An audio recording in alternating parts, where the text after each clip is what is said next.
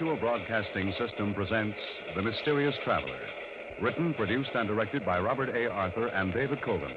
And starring two of radio's foremost actors, Lawson Zerbe and Frank Silvera, in Hideout.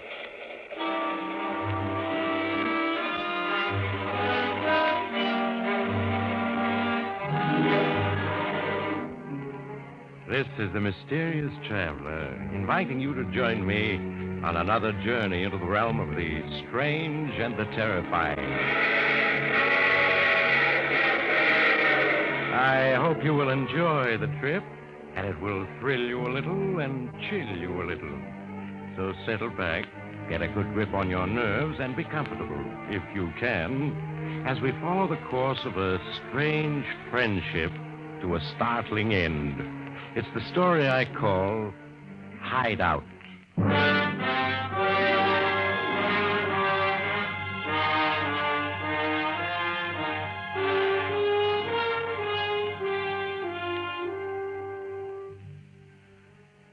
As we begin our story of a friendship that even murder could not destroy, the time is midnight.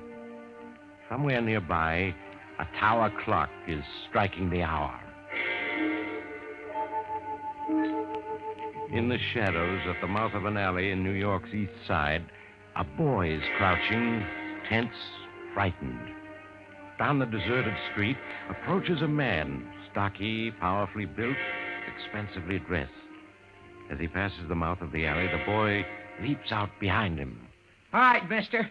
Stick 'em up and don't move. Okay. Just take it easy, whoever you are. I never argue with a gun. You better not. Now give me your dough. Yeah, sure. It's in my inside coat pocket. I'll get it out for you and... Take that. Stick me up, will you? I ought to plug you. Come on, stand up. Let me see what you look like. Don't shoot me. I wasn't going to hurt you, honest. Why, it's just a kid, a runt, and trying to hold up Big Head Jansky himself. You got a lot of nerve, kid. What's your name? What do you care what my name is? Go on, call a cop. You? Oh. I said, what's your name? It's Maxie. Maxie what? Just Maxie. Sometimes the kids call me ugly because I ain't so good looking, see? I'll say you ain't. Where you from, Maxie? Philly. Run away from home, huh? That's my business. You want another slap? So you try to become a stick-up man, huh? What else can you do besides stick-up? Well, I can drive any kind of car. I had a parking lot job once. Drive a car, huh? Well, Maxie, I'll tell you what I'm going to do. I could turn you over to the cops, but I won't. I like your spirit, and I'm going to give you a job instead. What kind of job? You'll be my chauffeur. Most people try to get good-looking chauffeurs, but Big Ed Jansky's going to have the ugliest one anybody ever saw. Gee. Do you really mean it, Mr. Jansky? Sure, I mean it.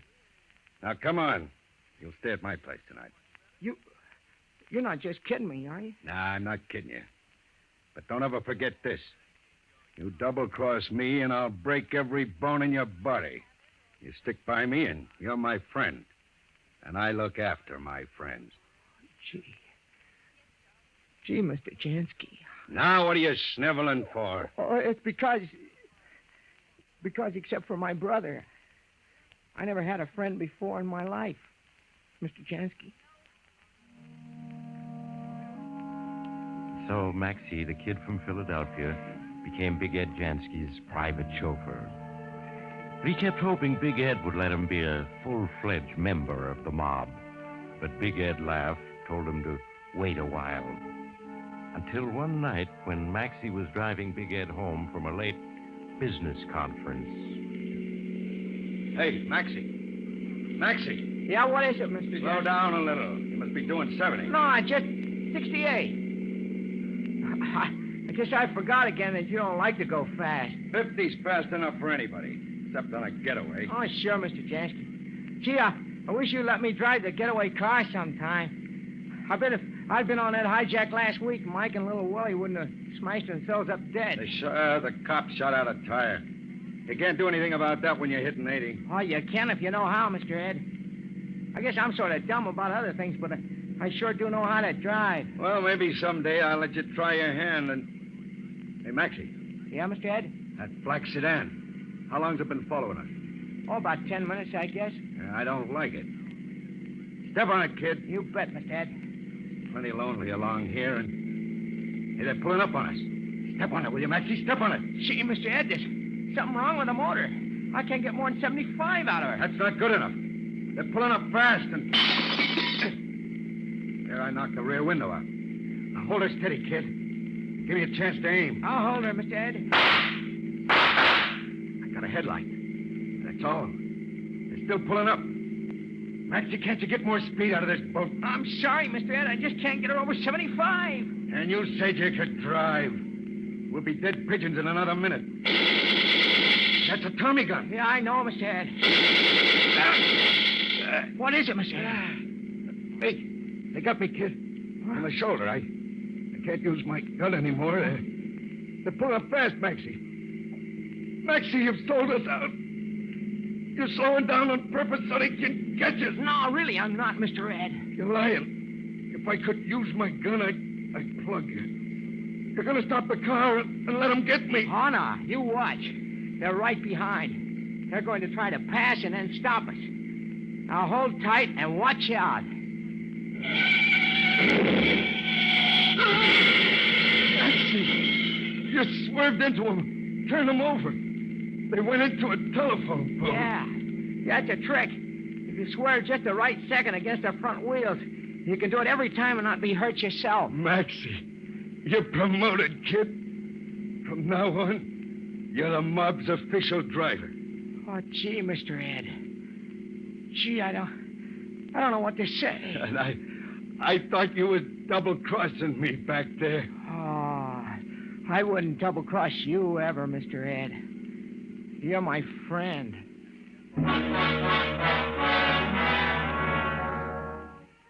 And so, the odd friendship between the big shot gang leader and the strange little man whose only talent was his uncanny ability at the wheel of a car went on year after year. The Prohibition ended. Big Ed Jansky moved on to the protection racket. From there, he went on to other illegal but profitable enterprises, always apparently immune to the law, until at last came the day when things were abruptly changed. Wait a minute, Counselor. Are you trying to tell me that they can make this charge stick? That maybe they can send me to jail? I'm afraid they can, Jansky. Now, this is a federal indictment. You know how tough the feds are. But income tax. Who ever heard of a guy getting sent to jail for not paying his income tax? They sent Al Capone away on a similar indictment, Jansky. You'd have heard about it if you hadn't been in Europe. Well, you should have warned me. It's your fault. You retained me too late, Jansky. Look, the Special Department of Justice prosecutor is coming here this afternoon. I'm going to try to make a deal for you to pay your back taxes. His name's Tom Nelson. He's just a kid. And an offer of $2 million will interest him enough so he won't mind saving the government the trouble of a trial. $2 million? Why, that's every cent I got. If they convict you, they'll take it away anyway. Don't worry. Even if worse comes to worse, I think I can get you off with 6 months.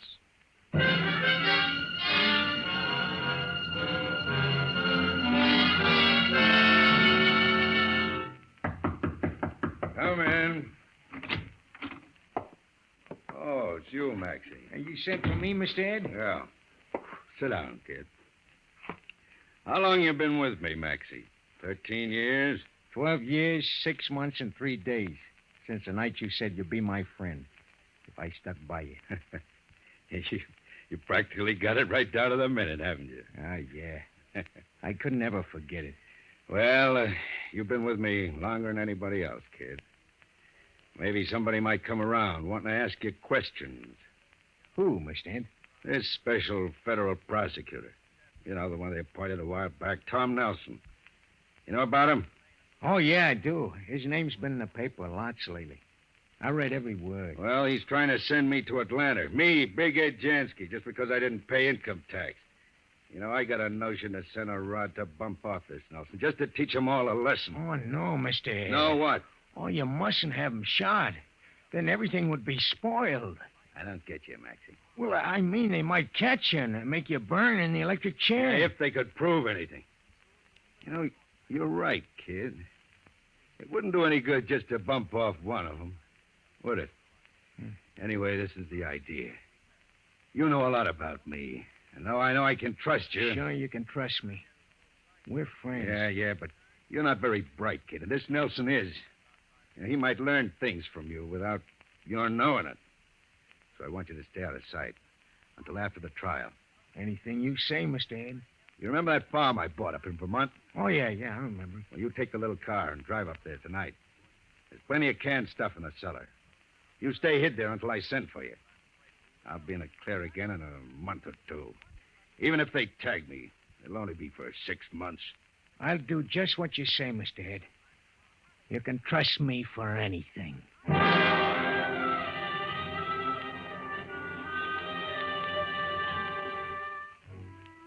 But Big Ed Jansky's days of immunity were over, and the end of his trial made big headlines in the newspapers. But eventually, the news reached even the isolated farm where Maxie waited anxiously. He slowly read the news that told how his boss had been stunned by a 10 to 15-year sentence in Atlanta Penitentiary. How, raging like a maniac, he had leaped at the throat of the special prosecutor, Tom Nelson, screaming that he would kill him if it was his last act. How the guards had pulled him away, handcuffed him, and carried him out of the courtroom, still shouting threats. But when he had finished, Maxie put the paper down, shook his head. Gee, I'm glad he didn't hurt Mr. Nelson. But they put poor Mr. Ed in jail.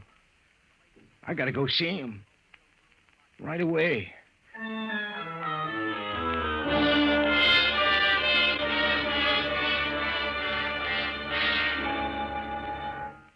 Gee, Mr. Ed, they say you'll be here 10 years, maybe. What'll I do all that time? That's a lot of years. For Pete's sakes, don't start sniffling, Maxie.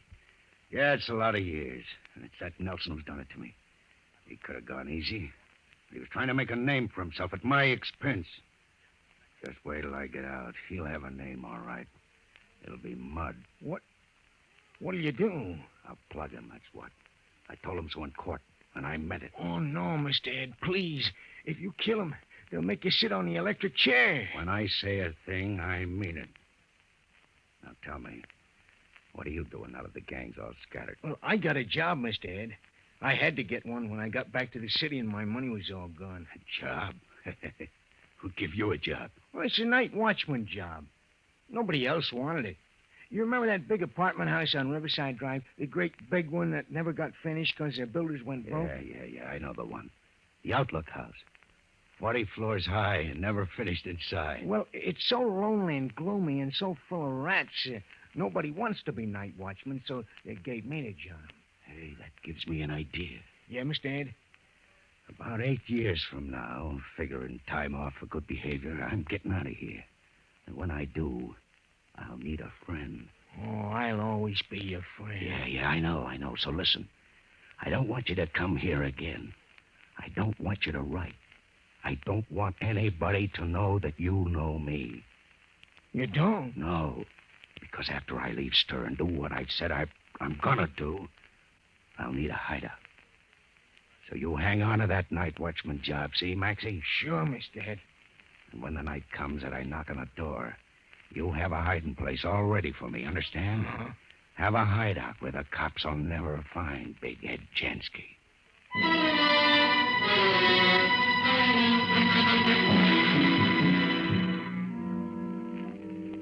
So the years slipped away, and Maxie, older now, a curious stooped figure, never spoke to anyone unless he was spoken to first. He went about his rounds as night watchman in the still, empty, and unfinished Outlook House, 40 stories high, with 500 empty, echoing rooms where the rats squeaked and scampered. Finally, the day came. Big Ed Jansky was released, forgotten by everyone, except Maxie. Now Big Ed Jansky had made a promise. He hadn't forgotten it. So the evening of his return to the city, he was waiting in a darkened room for the door to open and admit the man he had sworn to kill.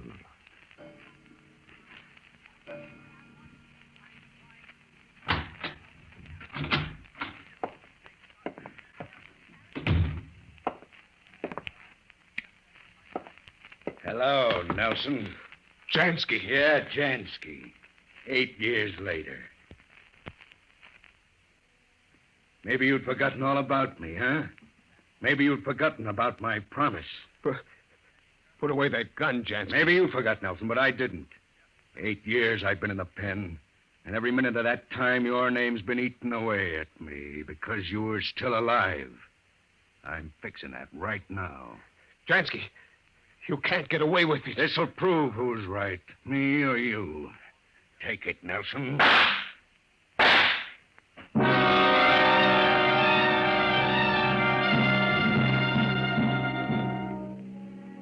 Again, the name of Big Ed Jansky was in the papers in big black headlines. Special prosecutor killed. Police hunt released convict in murder of crime fighter. And as the headlines blazed their news, Maxie shuffled through the empty corridors of the Outlook House, making his rounds. Well, that's the last station for this round. So I guess we better go down and see if Mr. Ed's come yet. Come on, Gray Whiskers.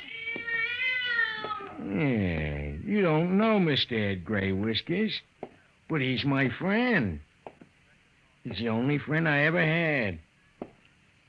Now, we'll go downstairs to the back door and wait for him. He may get here any minute now. You remember?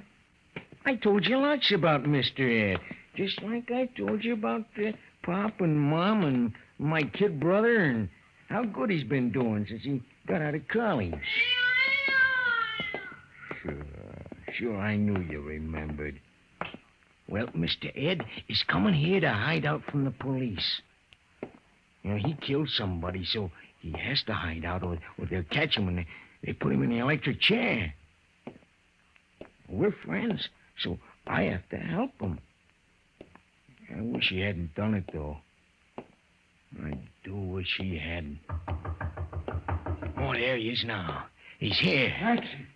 Maxie! I'm coming, Mr. Ed. I'm coming. Maxie! Here I am, Mr. Ed. Come in, Mr. Ed, quick, huh? All right, I'm in. Get the door shut. All right. Better. Well, Maxie, here I am at last. Aren't you going to say hello? That is, I surprise you too much. Oh, no, Mr. Ed. I read about it in the papers. Then you knew I'd be around. Well, what about it? You got a hideout fixed up for me? Oh, yeah, Mr. Ed, but... Gee, I wish I hadn't done it. Don't start that now. Nelson had it coming to him, and he got it.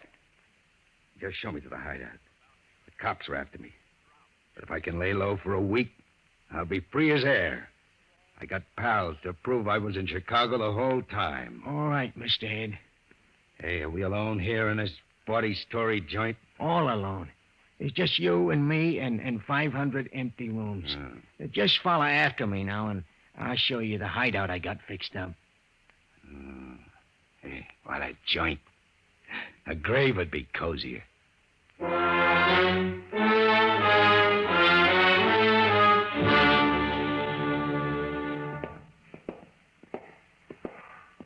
Here we are now. Here? Where are we now? Down in the sub-basement. It's colder and damper than an icebox. We're 50 feet underground. Being buried would be more cheerful. What are those things over there? Oh, just the auxiliary furnaces. What do you mean, auxiliary? You know, just for emergencies. This building is supposed to get steam and electric from the steam and electric company, see? Well, these furnaces are only in case something breaks down. Then the building can make its own steam and electric. Well, where's the hideout? You don't expect me to hide in a furnace, do you? Oh, no. Right here, see? Now, these are the doors to the coal bin. They wind up like this. There. Now we can duck underneath and get inside. Just follow me now. Now we're inside the coal bin. I brought down some blankets and a lantern for you. There they are. Ain't it a swell hideout, huh? Huh? A concrete coal bin. It's big enough, but no windows, no doors except that one. I'd rather be in solitary. Yeah, but nobody will ever find you. That's what's important. Yeah, I suppose so, but... What's that? It's only the rats. There. See, Gray Whiskers is chasing them away. You know, Gray Whiskers is my cat. He follows me around every place I go. Oh, he's very smart. I tell him about you and about my pop and Mom and how good my kid brother's been going and stuff like that. I don't care what you talk to him about. You know, you never were very bright, Maxie, and you're getting dumber all the time. Gee, Mr. Ed, you mean you don't like No, the I hideout? don't like the hideout. A coal bin 50 feet underground.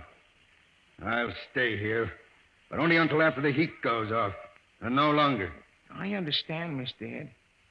See, that's why I keep wishing you hadn't killed Tom Nelson. Then this wouldn't be necessary. It's done, and nothing's going to undo it. Well, I got to be getting back to my ranch now. If I'm late punching in, it'll show on the clock, and they'll wonder why. They might get to snooping around. Yeah, that's right. For rounds or no rounds, I want some stuff. I want grub and magazines and some rye and cigarettes. You hustle them down here first chance you get, see?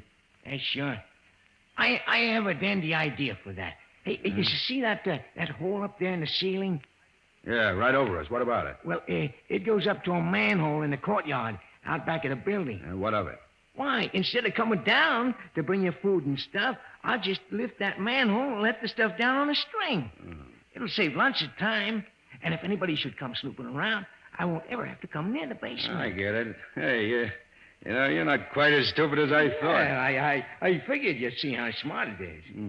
Now, I'll go outside and crank the door down, and nobody will ever know you're here. Hey, you leave that door like it is. It's going to stay open, see? Yeah, but if the cops come around looking for you, they'll know right away you're here if the door's open. Oh, the devil. All right, close the door. So long, Mr. Ed. And don't forget the grub. No, I won't.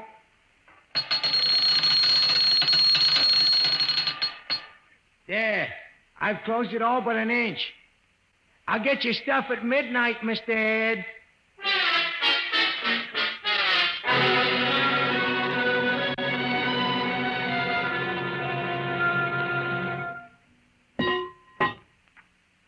Mr. Ed! Oh, Mr. Ed! That's you, Maxie. I got your stuff, Mr. Ed. It's about time. I'm letting it down on a string. Okay, let it come. Here it is, Mr. Ed. Can you reach it yet? No, not yet. Keep it coming. Well, I let out all the string.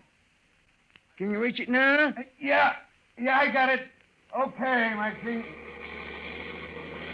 I gotta go now, Mr. Ed. There's a truck just arrived with a delivery. Hey, you there. You the watchman? Yeah, that's me. Where does this load go? Back around right over here, huh?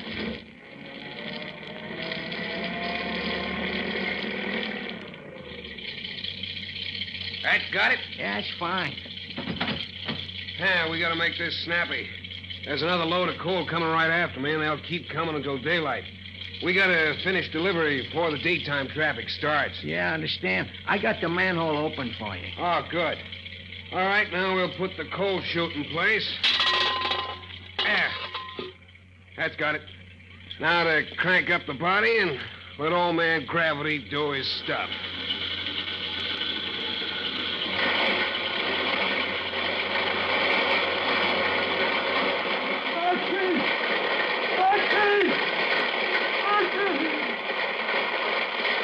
Hey, golly.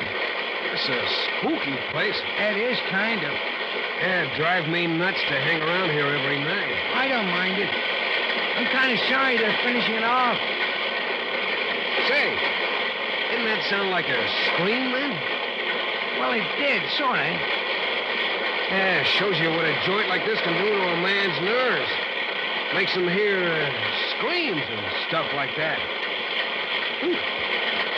So they're finishing the Outlook House at last, huh? Yeah, in a month, people will be moving in. Well, the coal bins will be full. 200 tons. That's bin number 5 you're filling now. By morning, it'll have 40 tons in it. Yeah. And maybe the coal won't ever be used. How's that? Well, it's just for the auxiliary furnaces. They won't ever use it unless the steam and electric from the regular companies goes on. So they won't even open the bins until the heat goes off, huh? And that might be never. Well, that's one load. Got to make room for the next one. I'll be back, though. And I hope I don't hear any more screams. I don't guess you will. I bet you one thing, though. Why? This building's been empty so long, I'll bet you when people start living in it, they'll find it's picked up a ghost.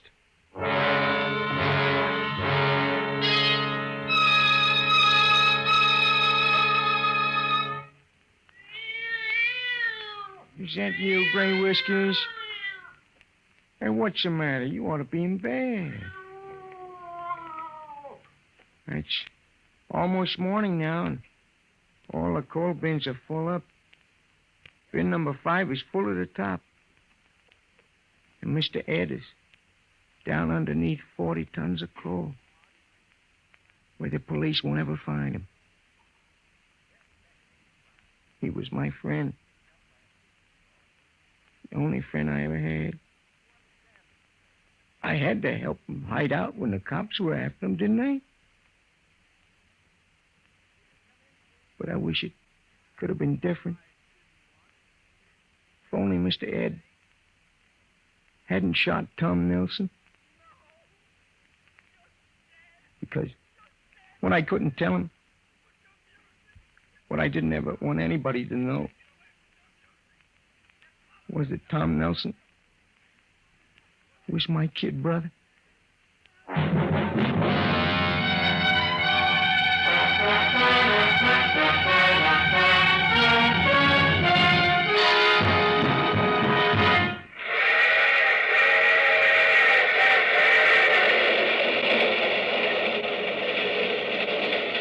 This is the mysterious traveler again.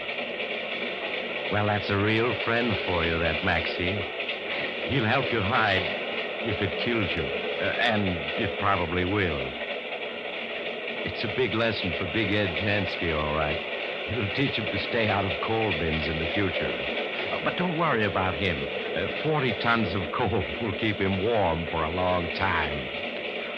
Oh, that reminds me of another story in which an ambitious young man who, with 2 corpses on his hands, decides that he... you have to get off here. I'm sorry. But I'm sure we'll meet again. I take this same train every week at this same time.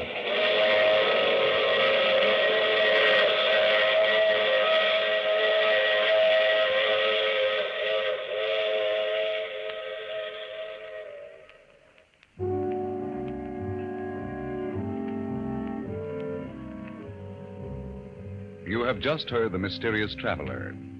Now you can enjoy other tense and exciting tales of The Mysterious Traveler in the January issue of The Mysterious Traveler magazine, now available. In our cast were Lawson Zerbe, Frank Silvera, and Sidney Paul, with Maurice Tarplin starred in the title role. Music under the direction of Sylvan Levin, composed by Richard DuPage. The Mysterious Traveler is written, produced, and directed by Robert A. Arthur and David Kogan. All characters in our story were fictitious. Any resemblance to names of actual persons was purely coincidental. Phil Tompkins speaking. This program came to you from New York.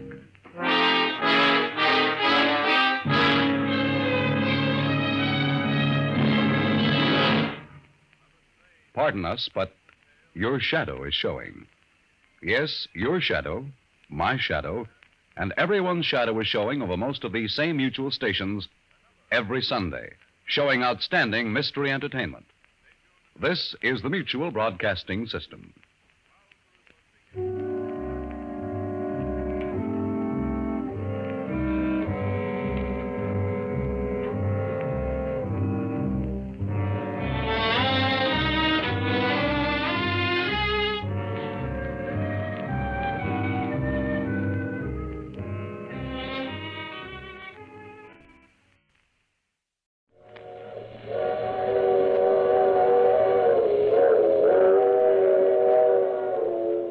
Mutual presents The Mysterious Traveler, written, produced, and directed by Bob Arthur and David Kogan.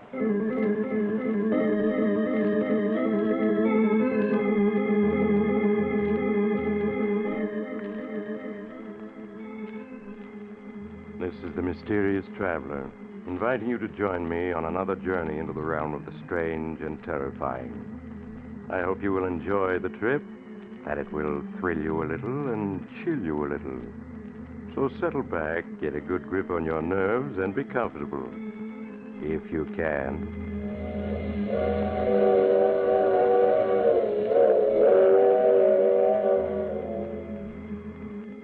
Where are we going?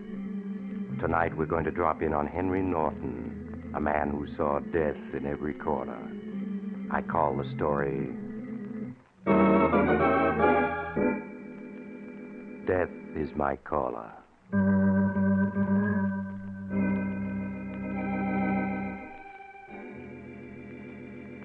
My story begins late one afternoon in the luxurious office of Henry Norton, a stockbroker. Norton, a tall, dapper man in his 40s, is in the midst of signing some letters when he's called on the office communicator by his secretary. Excuse me, Mr. Norton. Yes, Miss Berry. There's a Mr. Blair to see you. Mr. Who? Charles Blair. He says you know him very well. Charlie Blair. Tell him I'm not in. I'm out of town. Tell him anything. I don't want to see him. I don't ever want to see him. He says he knows you're here, insists on talking to you. Get him out of the office. Get some of the boys to help me. If he won't leave, just... Oh, I'm sorry, Mr. Norton. He forced his way in. I'm sorry. I couldn't stop him. That's quite all right, Miss Perry. I'll see him. Hello, Henry. I thought you'd be delighted to see me. We haven't seen each other for 7 long years.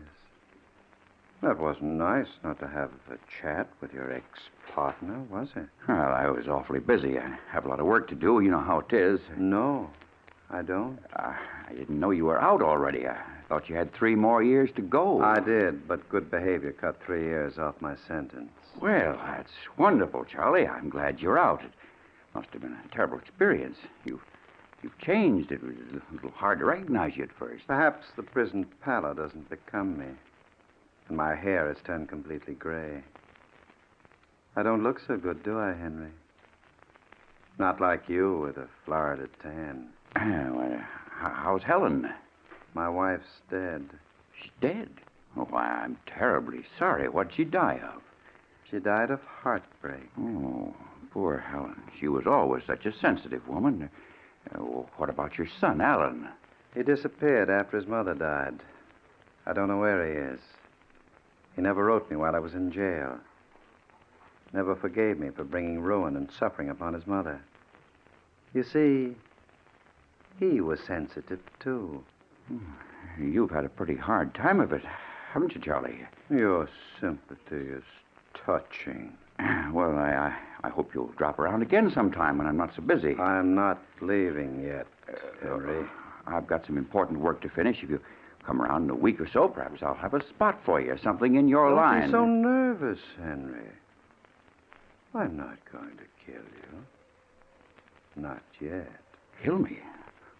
Why should you want to kill me? I was wondering how long you'd put on this innocent act.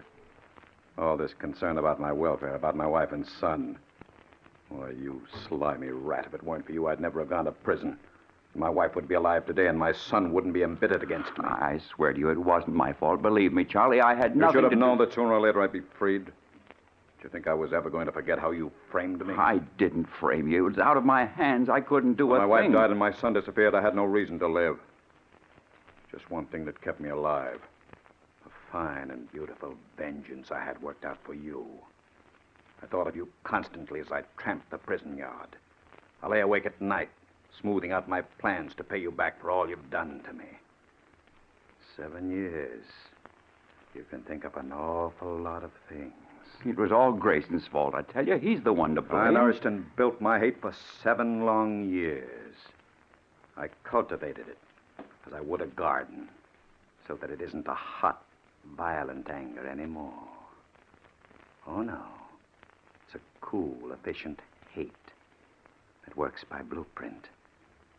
I look at you now as an engineer would at something he must destroy. And you're as good as dead, Henry. No, Charlie. No, I can explain everything. Just give me some I time. could kill you now, but you'd only suffer a few minutes, and then it would be all over. That would never equal the years of torture and suffering that I've gone through. But I won't disappoint you, Henry. I am going to kill you.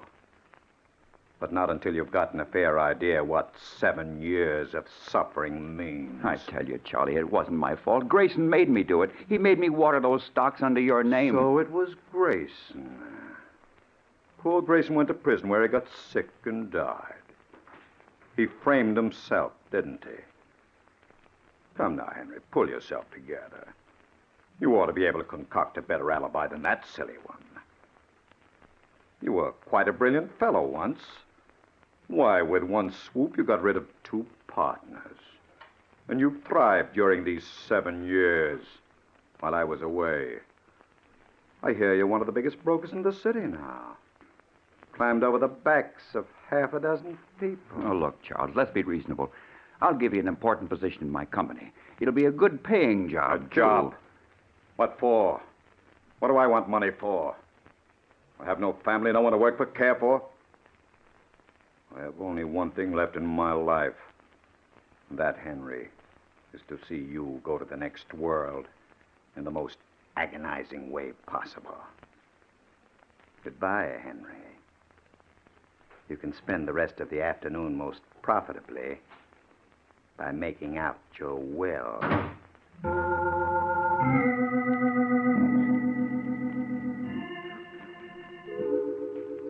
Henry Norton's cold and clammy hands were trembling as Charles Blair left his office. The impact of seeing this ghost from his past left Henry's mind in a whirl of confusion. His mind turned to flight, but that was impossible. His money, his very life was wrapped up in his business. He couldn't flee. His brain in a turmoil, unable to do any work, Henry got his hat and coat and left his office. He arrived home, badly unnerved, and retired to his study to give the problem of Charles Blair further thought. But he was interrupted. See who that is, Miss Dean. If it's Mr. Blair, don't let him in. I'm never into him, understand? Yes, Mr. Norton, I understand. How do you do, madam? Is this the Norton home? Yes, what can I do for you? I'm Mr. Madden. I'd like to see the head of the household. Just a moment, please. Who is it? He says his name is Madden. Madden? I don't know anybody by that name. Has he got gray hair? No, Mr. Norton, his hair is black. All right. All right, I'll see him. Did you want to see me, sir? Yes, sir. Are you Mr. Norton? Yes, I am. All right, boys, bring it in. Just put it down by the door for the moment, boys. That's it. Say, what's going on here? Why are you bringing a coffin into my apartment? Who are you? Well, now, if you please, I'd like to see the body. Body? What body? What's this all about? What's this coffin doing here? We've come for the body of Henry Norton. Why, you must be crazy. I'm Henry Norton. You? I'm sorry. I must have gotten the names confused. What was your brother's name? I have no brother, and there's no body in this house. If this is some stupid joke, I don't think it's funny at all. I'm not in the habit of playing jokes, sir. I've been an established undertaker for many years. Here's my card. Well, the devil take your card. Who put you up to this? Some man came to my parlor yesterday and arranged for the funeral of Henry Norton. He paid for everything in advance. Some man? What was his name? He didn't leave any name. Charlie Blair. What did he look like? Rather tall, I think. His hair had turned white. Blair. So it was Blair trying to frighten me. Get out. Get out of here, you stupid fools. Take that coffin back with you. I'm not used to being spoken to like that, Mr. Norton. Get out of here before I throw you out. Come on, boys. Wait a minute. Don't leave that coffin here. It's all paid for, Mr. Norton. It's yours now. Keep it. You might need it sometime.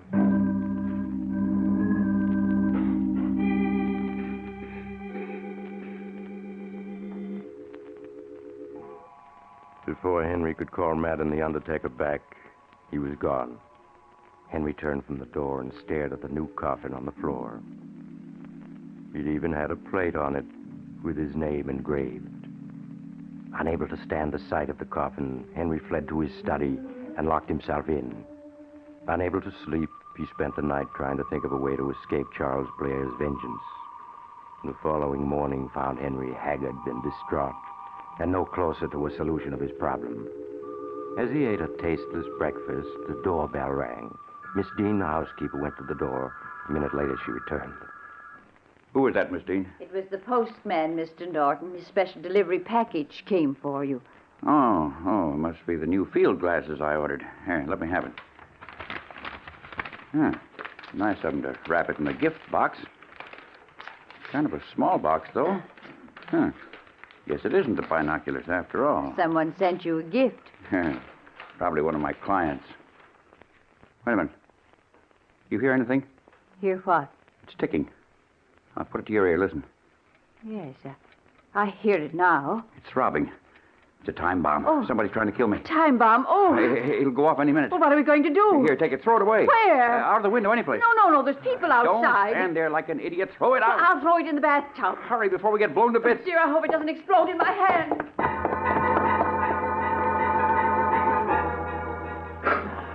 Henry Norton stood frozen with fear as Miss Dean raced with the package to the bathroom. A moment later, he heard the water gushing in the tub. Aware of the danger he was in, he hastily retreated to the library, which was the farthest room in the house from the bathroom. There, he crouched in the corner, feverishly mopping his brow. 10 minutes later, a police car raced up to the house, and the doorbell rang.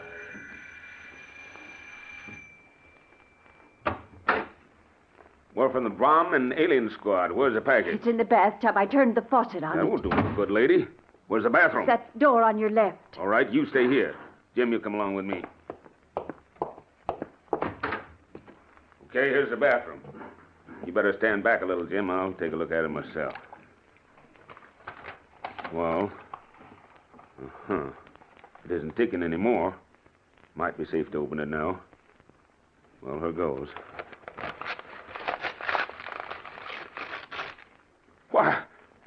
Why, it's only an alarm clock. Someone must have wound it up before he sent it out. Now, who'd want to do a fool thing like that?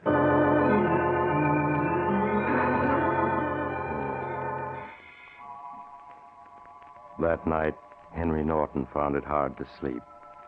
He tossed and turned for hours, and it seemed he had hardly closed his eyes before he awoke with a start, certain there was someone in the room. Who's there? There's somebody in this room. I know it. I'll turn the light on. Never mind the light. It's you, Charlie. What do you mean by breaking into my room in the middle of the night? Get dressed, Henry. Get dressed? What for? You and I are going somewhere. You're crazy. I'm staying right here. If you don't leave immediately, I'll call the police. If you call the police, they'll find only you here. Dead. Get dressed, Henry. All right. I'm getting dressed, but you won't get away with it. Make it fast. Don't make any unnecessary noises. Remember, it's with great control I keep myself from pressing the trigger. Well, I'm coming. I've got to get my clothes on, don't I? You're not going to a dance. Just put your shoes on and get into your coat. Where are we going at this hour? Don't be impatient. You'll find out soon enough. You're not going to kill me. You'd better stop stalling. I'll get my coat. It's in the closet. Go ahead and get it. You make one suspicious move and you're a dead crook.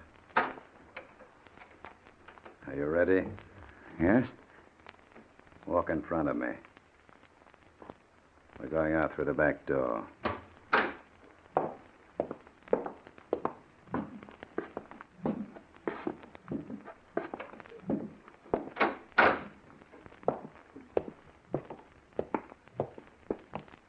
Now, into the car.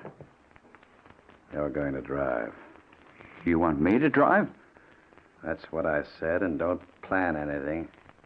Only takes a fraction of a second to fire a gun. You'll follow my directions carefully. And drive slowly.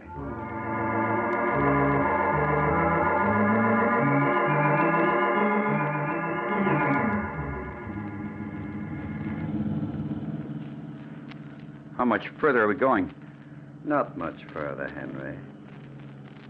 Stop a little ahead of that tombstone sign. Oh, we're near the cemetery. Look, Charlie.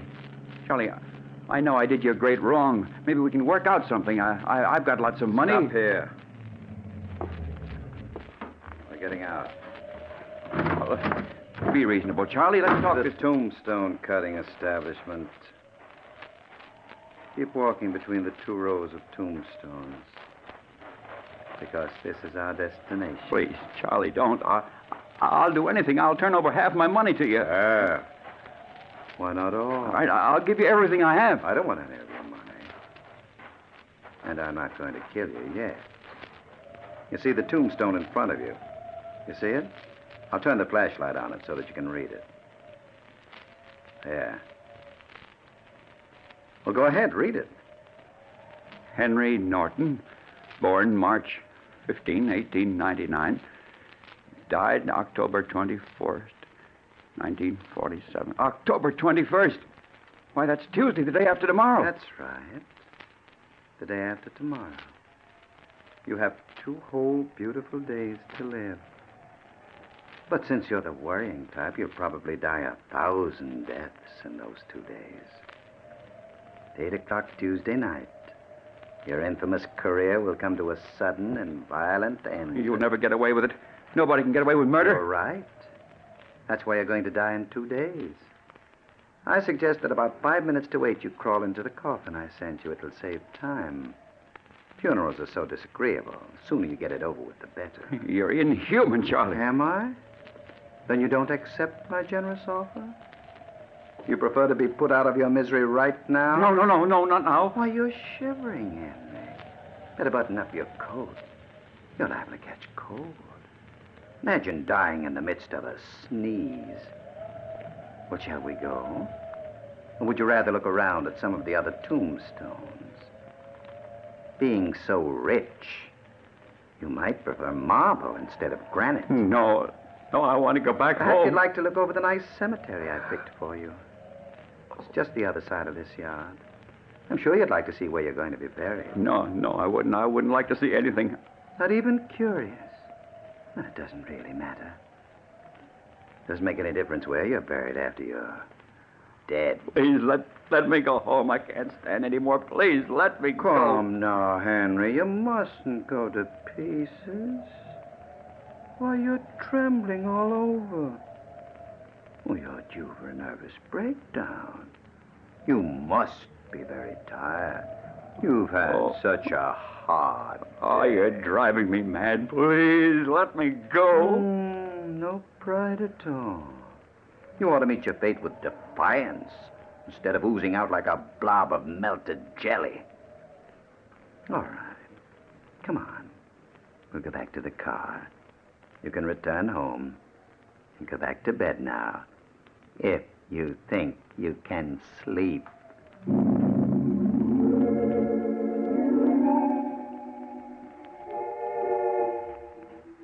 The morning of October 21st arrived, and Henry Norton's nerves were a little calmer. He had been promised a police guard, and detectives were searching the city for Charles Blair. He was reading the morning paper at home when the phone rang. Hello? Hello, Henry. Charlie, it's you. Very much me, Henry. How are you feeling? I'm fine. I forgive you for your joke on me the other night. Joke? I wasn't joking, Henry. In fact, I called now to ask if you would like an elaborate funeral with flowers or just simple services with no one but your intimate friends present. Oh, but how foolish of me. I forgot you have no friends. So my call was useless. But I'll see you tonight at 8 o'clock sharp. Goodbye, Henry. Operator, I must trace that call. Please tell me where it was coming from. Yes, I'll wait. Huh? What? The Judson Funeral Parlors? Well, that's in this block. $6 o'clock. Oh, my head's splitting.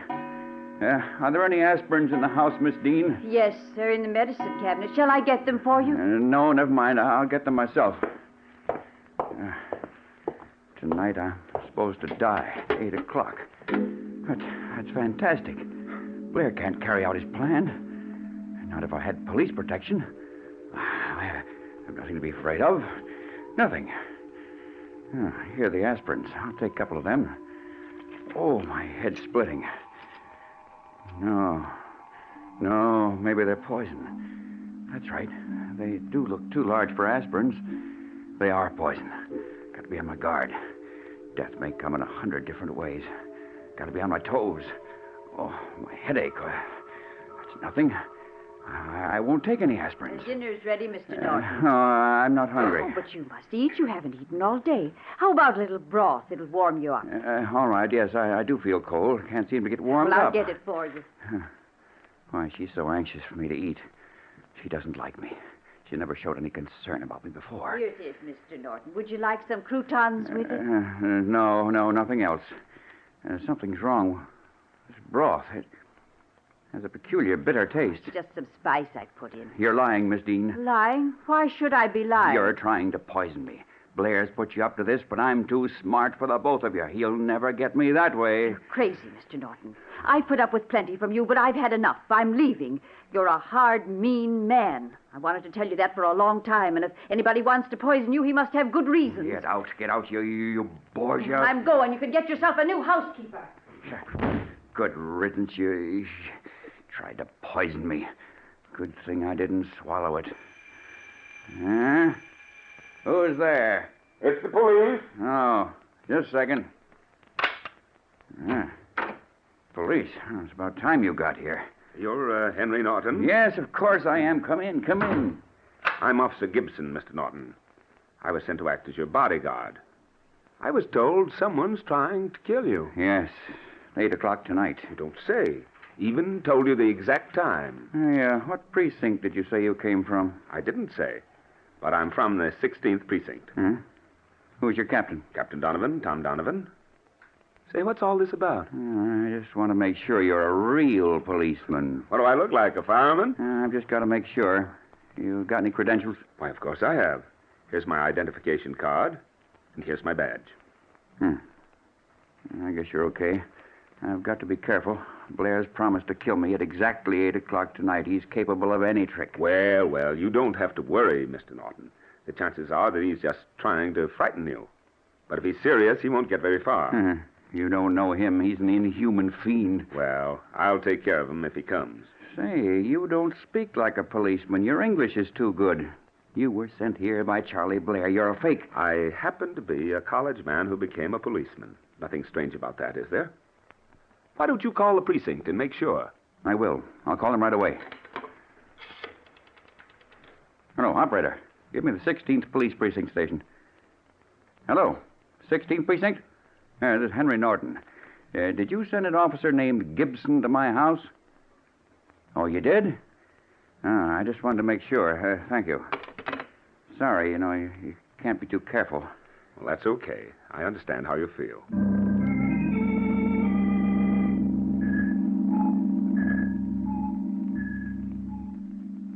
What time is it? It's 2 minutes to 8. Is that the exact time? My watch says 3 minutes to 8. I checked my watch by radio just an hour ago. He'll be here. I know it. I don't think so. No man in his right mind would walk into a trap. It's 8 o'clock. Your hall clock is off about a minute.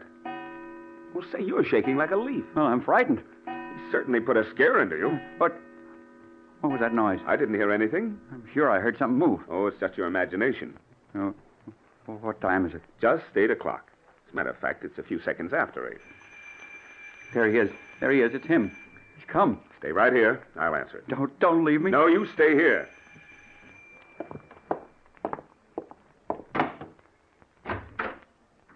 That's funny.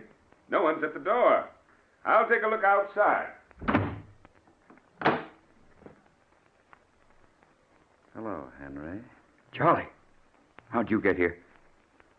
You see, Henry? I keep my appointments. I got a boy to ring the bell at exactly 8 o'clock. I've been hiding in your house for hours. No, don't, Charlie, please. You can have everything. I promise I'll give you back everything I took from you. In less than a minute, you're going to die. Help! Gibson, save me! The door is locked. No one can save you. In a moment, your heart will be ripped apart by a piece of lead. Just one terrific moment of agonizing pain. Then you'll be dead. Open our door, Norton. Help! Help, he's going to shoot. Open the door! You see? No one can help you now. This torture is only a minute for you, but it was 7 years for me. It's a pity you want so much to live. Mr. Norton! I'm going around to the side door. Please, Charlie, I'll do anything. No use crawling, getting on your knees. I'm going to shoot you when I count 3. No. 1. No. Help! 2. Gibson, save me!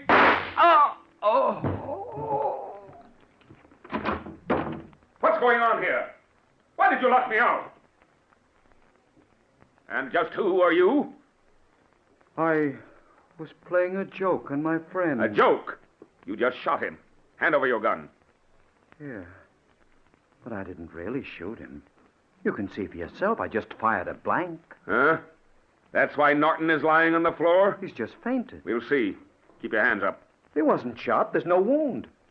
Not a drop of blood anywhere. That's right. I only meant to scare him. He's in a deep faint. We had better call the doctor. So, you only meant to scare him. Well, Norton's dead. You frightened him to death.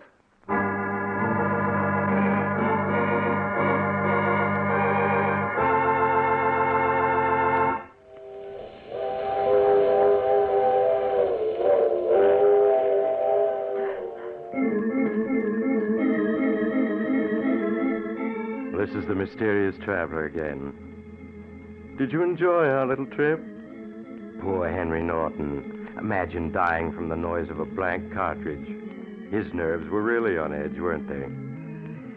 Oh, well, at least he got a free coffin and tombstone, and he doesn't have to worry anymore about dying. What happened to Charles Blair? Well, he's still in prison, of course, because you don't get away with murder, even when you kill with a blank cartridge. And speaking of murder, I recall another case in which a lovely young girl was able... Oh, you have to get off here. I'm sorry. But I'm sure we'll meet again. I take this same train every week at the same time.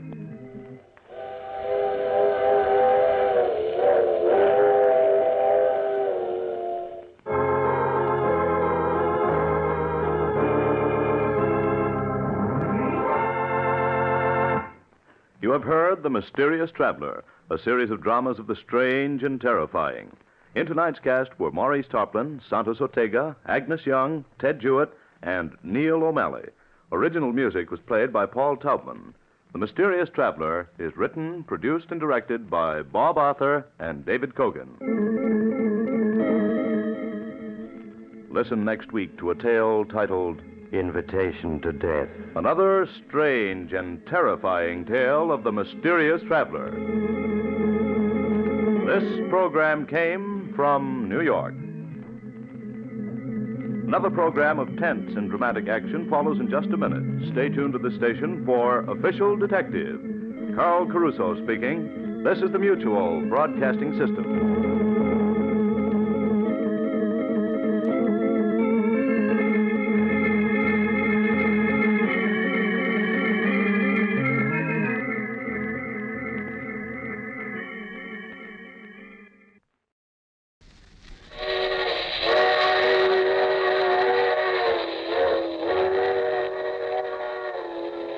Mutual presents The Mysterious Traveler, written, produced, and directed by Bob Arthur and David Cogan.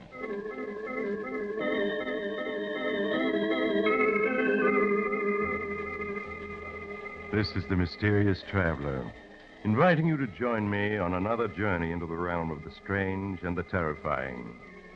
I hope you will enjoy the trip, that it will thrill you a little and chill you a little. So settle back, get a good grip on your nerves, and be comfortable, if you can.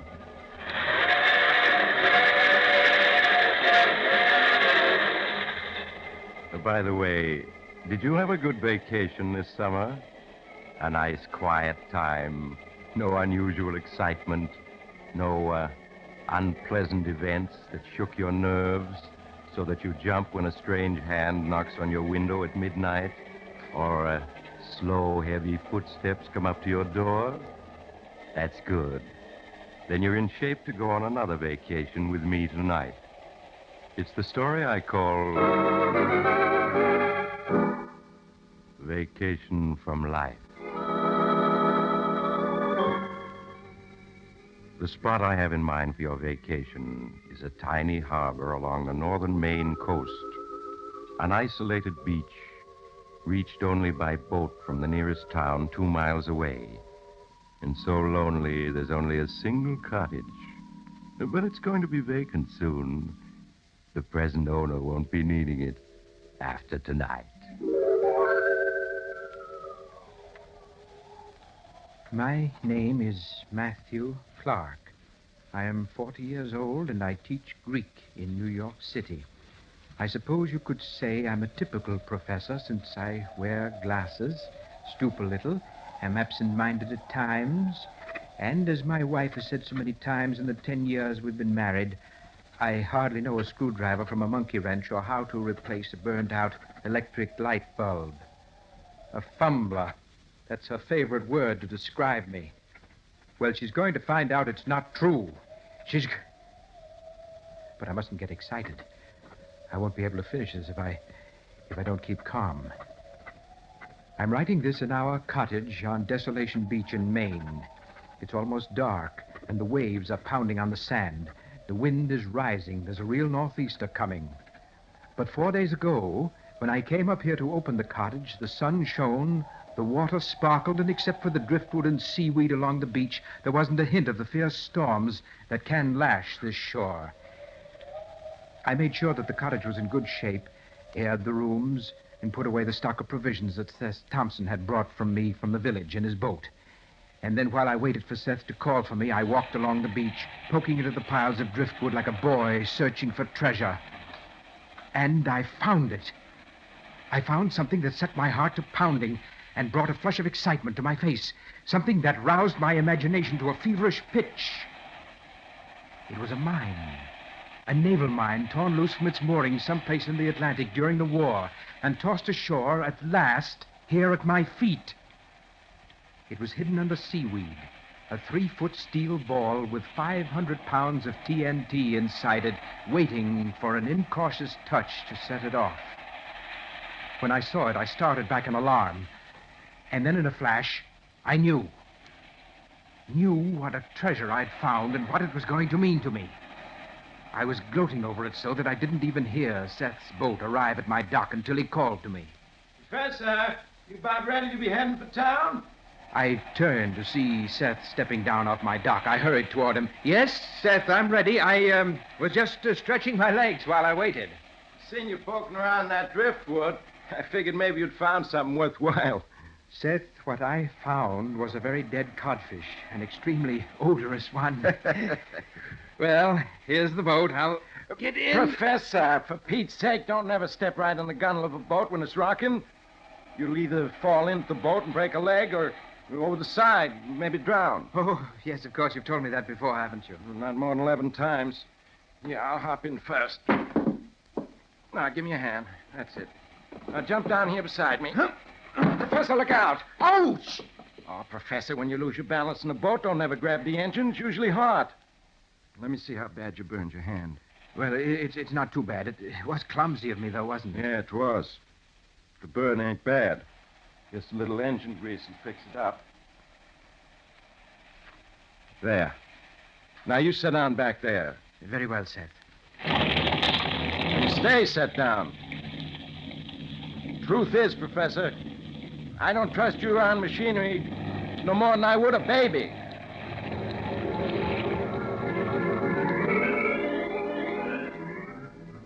My hand burned painfully, but I was too elated to notice. All the way back to the village, and then by train to New York, thoughts and plans raced through my mind. I formulated and discarded half a dozen schemes until the right one came to me. So simple, it would be impossible to go wrong. And then I fell asleep as peacefully as a child. In New York next morning, I hurried down to 10th Street to a tiny apartment 6 flights up and eagerly rapped on the brass knocker.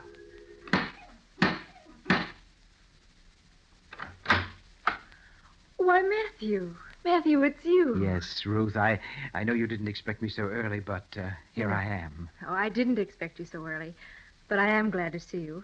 Won't you come in? Thank you. I'll make you some coffee. Sit down and be comfortable. I'll only be a moment. As Ruth bustled around making coffee, I sat down and relaxed. The tiny apartment was soothing. There was an atmosphere of peace and quiet about it that delighted me, and Ruth herself delighted me even more. She was small, charmingly feminine. She was a teacher, too, of ancient history. We'd met during one of my summer lectures at the university and quickly found much in common. One of our favorite pastimes was to discuss the life of the ancient world. Perhaps the Punic War or the history of Greece, she from the standpoint of the historian, I from that of a student of the language and literature. Here, Matthew. Drink this. It's hot and strong the way you like it. Thank you. Oh! Oh, look out! You almost dropped it. Why, Matthew, you've hurt your hand. What have you done to it? It's just a little burn, nothing to worry about. Matthew, you must take care of yourself. I'm going to fix that burn. Have some lotion right here and bandages. You just sit and drink your coffee while I take care of it. And tell me all about the cottage and the trip and everything. The touch of her fingers was amazingly soothing, and as she bandaged my hand, I told her of my trip, though I said nothing of the mine that I'd found on the beach. She listened to me as a woman should, with interest and appreciation. She made me forget my clumsiness, my awkwardness at conversation, I cannot deny it, my insignificance in the world. No wonder I loved her with a devotion that my friends would have thought impossible in poor, dull, dry Matthew Clark, professor of Greek. It was with reluctance that I said goodbye when I'd finished my coffee. I know you have to go, Matthew, but sweet of you to drop in. You know that I'd come oftener if I could, Ruth. Of course, Matthew. I understand. Will I see you again before you take your vacation? Of course, my dear. I'll stop in day after tomorrow. And, Ruth... Yes, Matthew? I hope to have some news for you then. Some good news. Oh, Matthew, you mean... Yes, my dear, I hope so. But for now, au revoir. How different it was when I reached my own apartment in Washington Square. Louise, my wife, greeted me with a brisk contempt, which has been her attitude toward me almost from the first week that we were married. Is that you, Matthew? Yes? Oh, so you're home. Yes, I'm home. Safe and sound, my dear. Safe, but not completely sound, I see. That bandage on your hand, what did you do to yourself this time? Oh, I burned myself slightly on the engine of Seth Thompson's boat. Well, you wouldn't be you if you didn't hurt yourself somehow. Who put the bandage on? I see it's fresh. A very nice young lady in the drugstore at the station fixed it. You see, I stopped by to buy some ointment. Never mind the details. Now, I suppose you want me to drop everything and fix some breakfast for you. Oh, no, my dear, no. I had a cup of coffee at the drugstore. Well, thank goodness for that. Well, how's the cottage? I suppose it had been broken into and half our things stolen. Oh, no, it was in fine shape. One of the shutters was blown off, that was all. What about the electricity? I suppose you forgot to have it turned on. No, my dear, I attended to that first thing. The place is ready and waiting for us. Well, I can hardly believe you haven't forgotten something. But I can't stand here talking. I have things to do. I suppose you'll want to rest. Yes, I would rather like a nap. I didn't sleep so very well on the train. Very well. I'll see you at dinner. There's something else I want to talk to you about. But it can wait. Something else she wanted to talk about. Well, there was something else that I wanted to talk about, too. I was sure it would do no good, but I had to mention it. I didn't see Louise again until dinner, and then she wasted no time in coming to the point.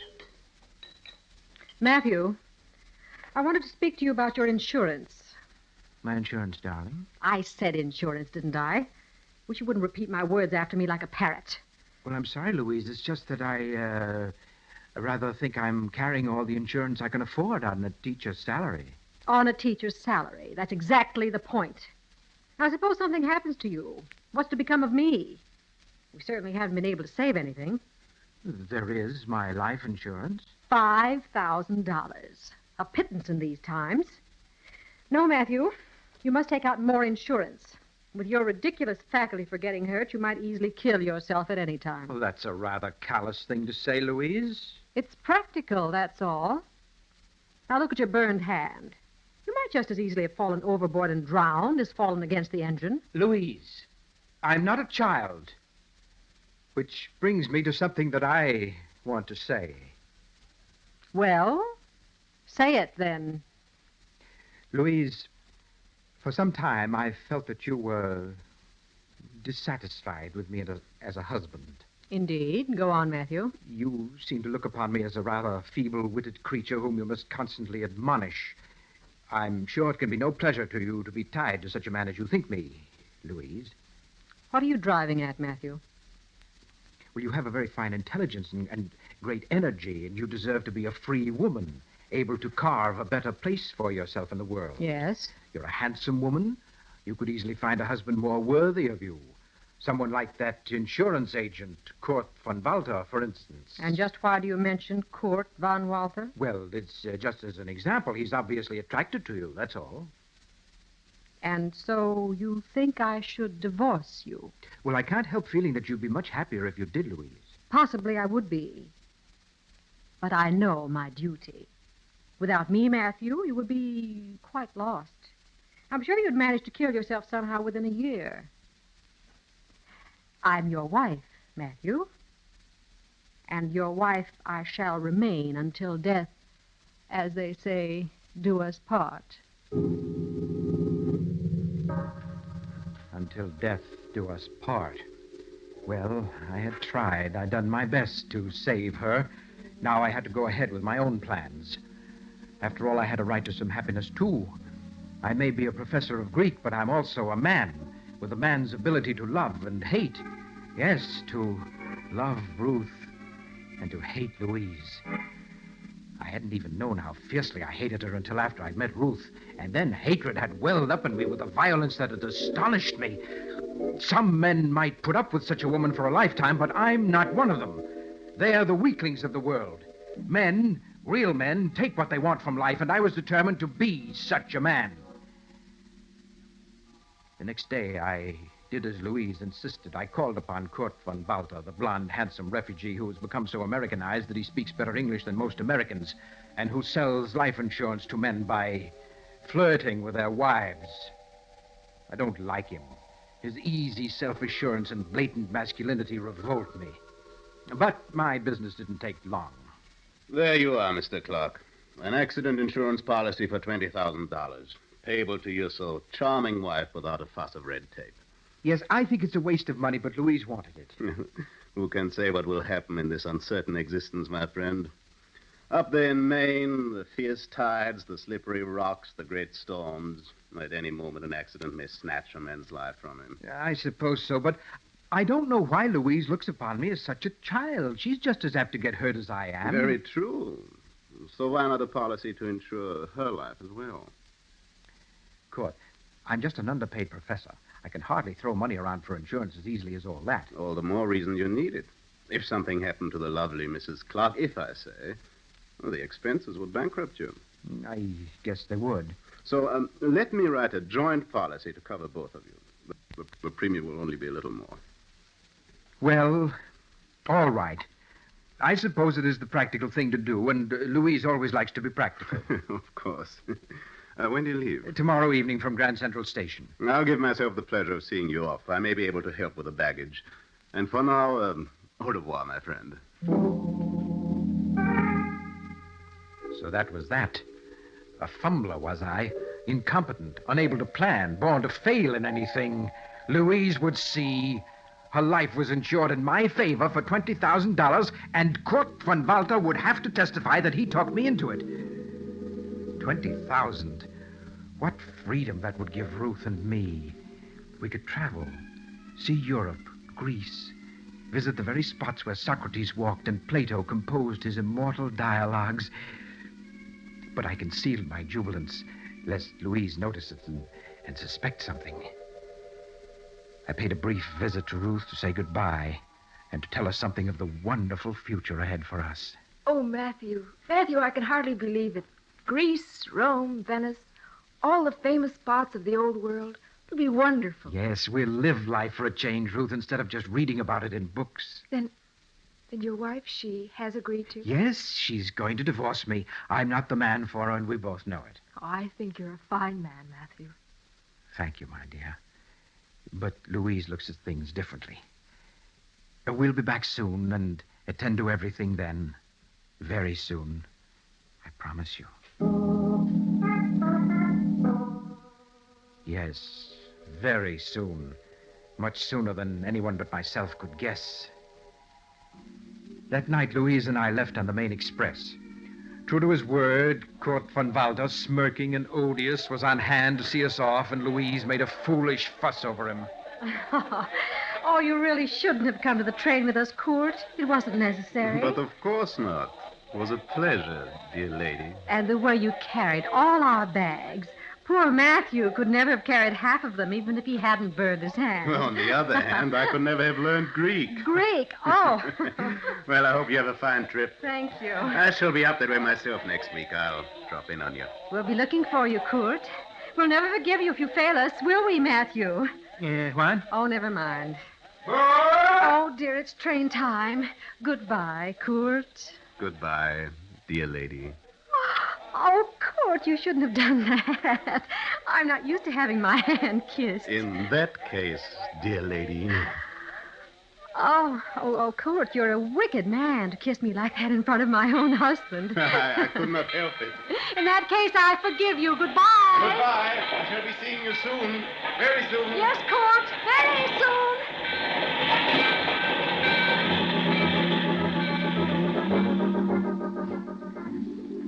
I pretended not to notice Louise's ridiculous flirting with Kurt von Walter, and we went to our drawing room. The trip passed quickly, and exactly on schedule, late in the afternoon of the next day, we were in Seth Thompson's boat, approaching our cottage on Desolation Bay. There she be, Miss Clark. Cottage come through the winter right well. Yes, better than I expected, considering that Matthew closed it up last fall. Oh, the beach is filthy, though. Well, storms last winter piled up plenty of weeds and stuff. Oh, really? I expect you can burn it, though. Oh, speaking of burning, how's your hand, Professor? It's getting well, Seth. I'm still clumsy with it, but it's healing. Yeah, them burns can be bad business. I knowed a fella 3 years ago burned his hand and died of it. Yes, sir. Lockjaw. Well, here we are. At last. I'll tie her up and help you unload. Then you folks are all set for your vacation. Only you're going to have kind of nasty weather the next 3 days. What? Why, is a storm coming up? Oh, goodness, the sky has gotten gray since we left the village. And the wind's kicking up. Look at them whitecaps out there. Yeah, we're in for a real nor'easter. I hope you folks ain't forgot nothing, because I won't be able to make it here till the storm goes down. A nor'easter? Well, that's most provoking. I'll be sure and lay in plenty of firewood. Yes. She'll be cold and damp till it's over. Well, I better be getting this stuff ashore. That there storm's blowing up faster than I figured.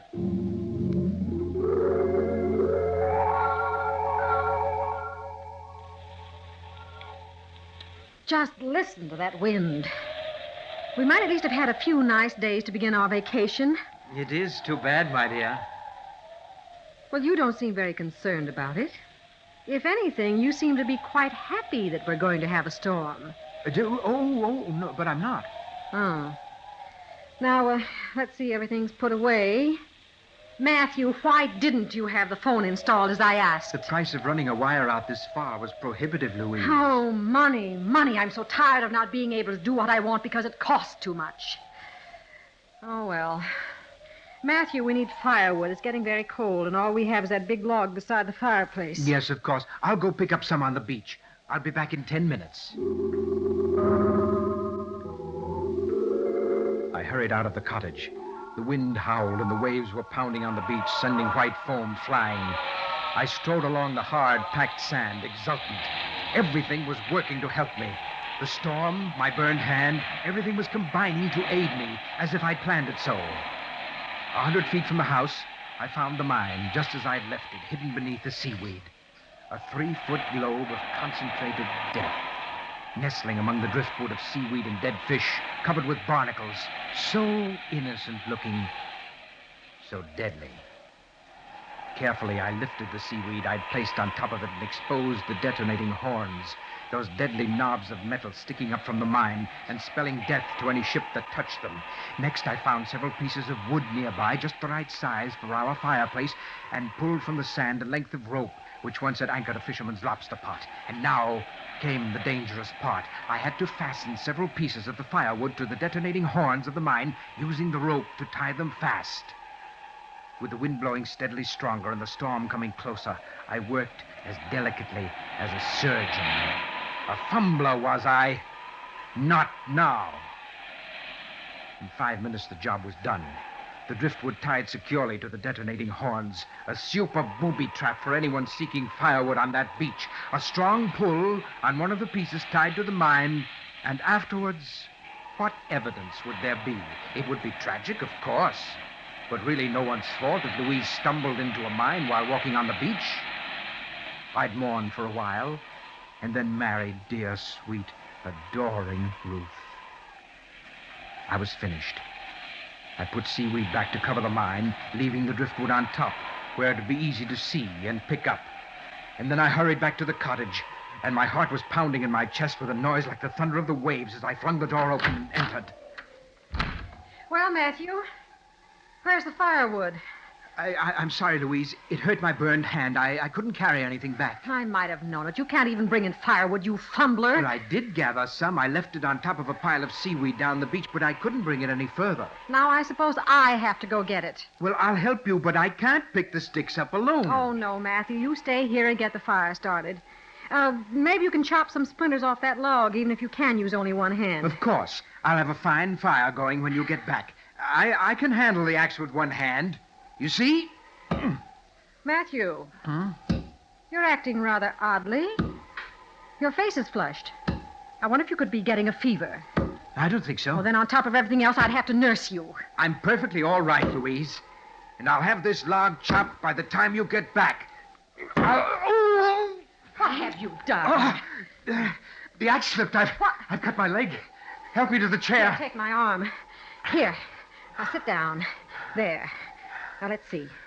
Oh, my Louise. Look at all the blood. It's a deep cut, I can tell you. Oh, sit still, Matthew. I can't tell a thing with you squirming so. Oh, Now, let me... It's bleeding so. Look, it's coming out in little spurts. Louise, do something. I'm very much afraid, Matthew, that you've cut an artery. Huh? An artery? Oh, no. I always knew something like this would happen someday. Louise, don't just stand there. Do something. Put a tourniquet on my leg. No, Matthew. No? What do you mean? I mean that fate has obviously intended you to die, and I don't propose to interfere. Louise, I don't understand you. What are you saying? Matthew, listen to me. When you said the other day that I should be married to someone like Kurt von Walther, you were perfectly right. I love Kurt, and he loves me. He said so. Louise, you're joking. Now do something about my leg. I'm bleeding to death. Yes, Matthew, you are. But I was talking about Kurt von Walther. If I were free, he'd marry me. I know he would. But not if I were penniless. He's European, and they're practical about such For things. the love of heaven, Louise, put a tourniquet on my leg. I know it's hard for you to grasp, Matthew, but I'm not going to lift a hand to help you. But you've got to. You're my wife. I won't be for long. Soon I'll be your widow. And I'll have a dowry of $25,000 to bring to court. You're mad. He's not really interested in you. You don't know what you're doing. I do. I'm being completely practical. When I urged you to take out that insurance, Matthew, I think I was hoping something like this would happen. Maybe I was even planning to make it happen. I'm not sure. But now it has happened with no help from me. I have a right to love and happiness with a real man, and I'm taking it. Louise, please help me. Matthew, I'm going outside now. I'm going to watch the storm come up. I'll be gone at least half an hour. Then I'll bring back some firewood. If when I come back I find you beyond help, I'll be terribly shocked and distressed.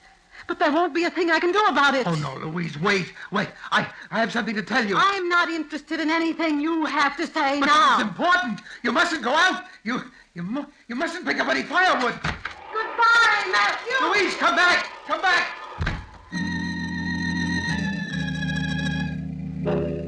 That was just a half an hour ago. Louise is out there on the beach now, watching the waves pound on the sand and waiting. Waiting. And I'm sitting here getting weaker. Weaker. I tried to put a tourniquet on my leg, but it only slowed the bleeding. It didn't stop it. I never was good at first aid. I never was good at anything. Just a fumbler all my life. It's too late now to help me. In a few moments, Louise will start back. She'll pick up some firewood on the beach. Probably the firewood that I left so cunningly placed because it'll be convenient. She'll pull hard. The jar will set off the detonating mechanism of the mine.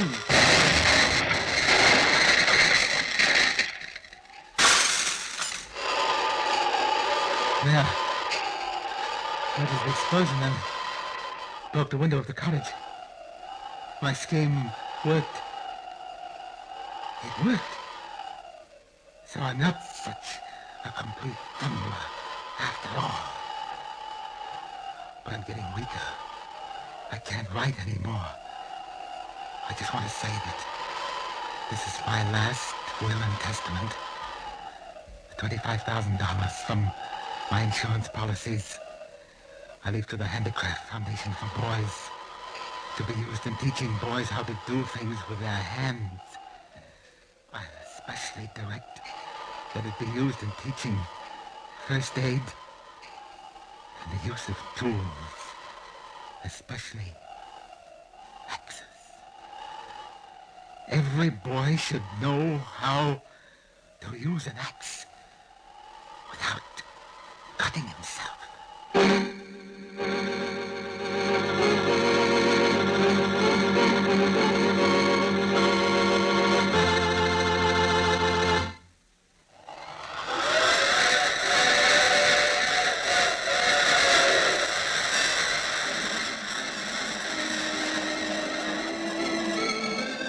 This is the mysterious traveler again.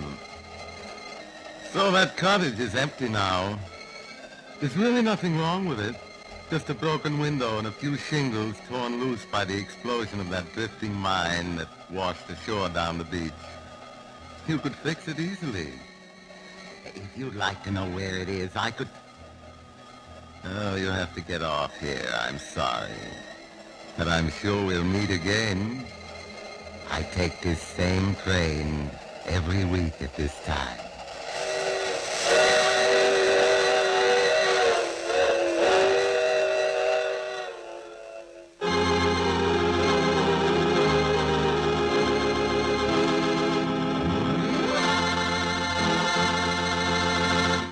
You just heard The Mysterious Traveler, a series of dramas of the strange and terrifying. All the characters in today's story were entirely fictitious, and any resemblance to actual persons, living or dead, was purely coincidental.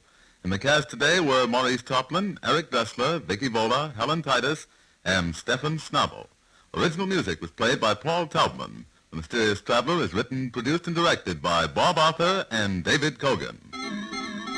Listen next week to a tale titled The Big Payoff, another strange and shivery tale of the Mysterious Traveler.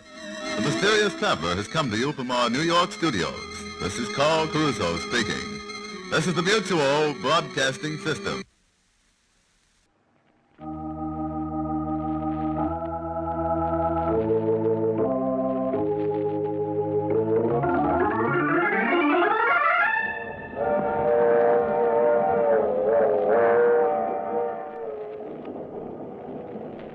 Mutual presents The Mysterious Traveler.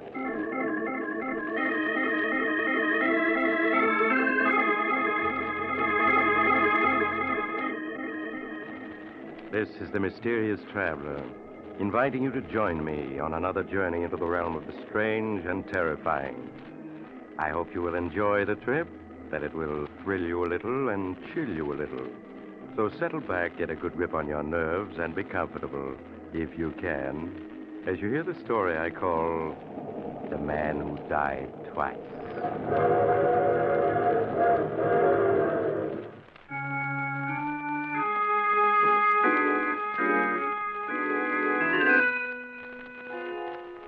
Tonight, we're going to delve into a murder most strange, one that confused many of the greatest legal minds of our day. My story begins in the mansion of Judge Marshall, situated high on a hill overlooking a large New England city. It is early evening, and Judge Marshall, one of the state's foremost jurists, is sitting in his library reading a legal brief. As he intently reads, the French door leading to the porch slowly and silently swings open, revealing a huge white-haired man standing in the doorway. His tremendous bent frame shows the remains of a man who'd been a giant in his youth. Suddenly, the judge becomes aware that he isn't alone. He quickly turns and sees his visitor. Who are you? What are you doing here? Don't you remember me, Judge? No, I can't say that I do. Think back. Think back 16 years when you were judge at a murder trial. 16 years? My good man, I presided over a great many murder trials, as you call them, and I still don't know who you are. Just keep looking at me, Judge, and think back. Think back. You do look familiar. I'll help you remember. My name is Adams. Luke Adams. Luke Adams? Yes. Now I remember. I sentenced you to prison for 25 years for killing a man. Yeah, for killing a man. You've aged, so that's why I didn't recognize you. Yes. It's hard to believe I'm only 45, isn't it? I presume you've been paroled? Yes. What do you want? I want to tell you my story, Judge. I want to tell you all the things I never got a chance to tell you at my trial. As far as I'm concerned, Mr. Adams, the case is closed. Now, if you don't mind, Then we'll reopen it. I've come to tell you my story, and you're going to listen. Very well, Mr. Adams. Sit down. Thank you. I don't know if you recall, Judge, but my wife, Millie, was a beautiful woman. Yes, I remember. She had the kind of beauty a man can't forget. Yes, and I suppose that's what caused it all. Millie and I grew up together, and I guess I loved her from the moment we met. The only reason she married me was because of the money I'd inherited. And when I lost it in 29, things were never the same again between us. She hated living in a small village, trying to stretch $1 into $2. Sometimes I think her smiling at other men was her way of getting revenge on me for the way we had to live. The angrier I got, the more she flirted, till she almost drove me out of my mind. Things went on like that, day after day, month after month.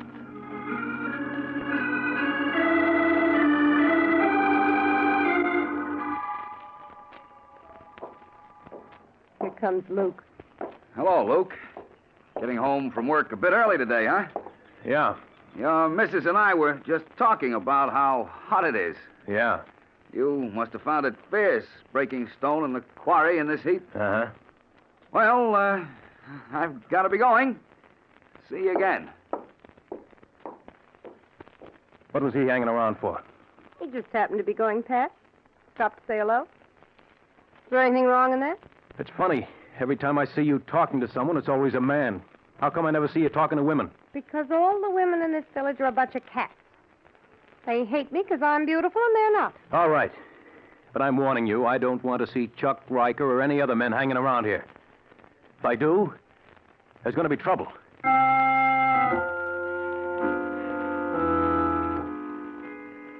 The days went by. Millie hardly spoke to me. Nothing I said or did seemed to please her. And yet, just knowing she'd be there when I got home was enough for me. And one day I come home from work. She wasn't alone. Oh, hello, Luke. Home early, aren't you? What's he doing here? Chuck was going past, dropped in to say hello. Just like that, huh? I thought I told you not to let this happen again. If Chuck wants to call on me, why shouldn't he? Right, Chuck? Sure. After all, Luke, there's no use being old-fashioned. We've all known each other since we were kids. What harm is there in an old friend dropping in and... Why are you looking at me like that? There's lipstick on your cheek. You'd better let me wipe it off for you. Now, wait a minute, Luke. I can explain. There's no use fighting over... Get up. Now, wait a minute, Luke. Can't we... Get up. Talking won't help. You'll have to fight your way out. That's it. Pick up that poker. Come on. What are you waiting for? Okay, you asked for it, and you're gonna get it. No, Luke, no. This'll learn you. No. Not to hang around other men's wives. Before I'm through with you, no woman will want to look at you. Luke, stop it. He's out on his feet. Stop it. How does he look to you now, Millie? I'll throw him out, then you and I will settle a few things. Come on, you. Out you go. Here's a push to start you on your way. There. Now we come to you. You think I'm afraid of you? Go ahead, hit me. Ruin my looks so no man will ever want to look at me. Go ahead. Millie, don't talk like that. You know how much I love you. Why are you doing this to me? I know I haven't been able to give you all the things you want, but that's no reason to treat me this way. I won't stand for it, Millie. All right, then, let's separate. You go your way, and I'll go mine. No, I couldn't live without you. You know that. I'll never let you go. You're mine, do you hear? Oh, stop it. Millie, don't turn away from me. You make me sick. All right. But I'll never give you up. Never.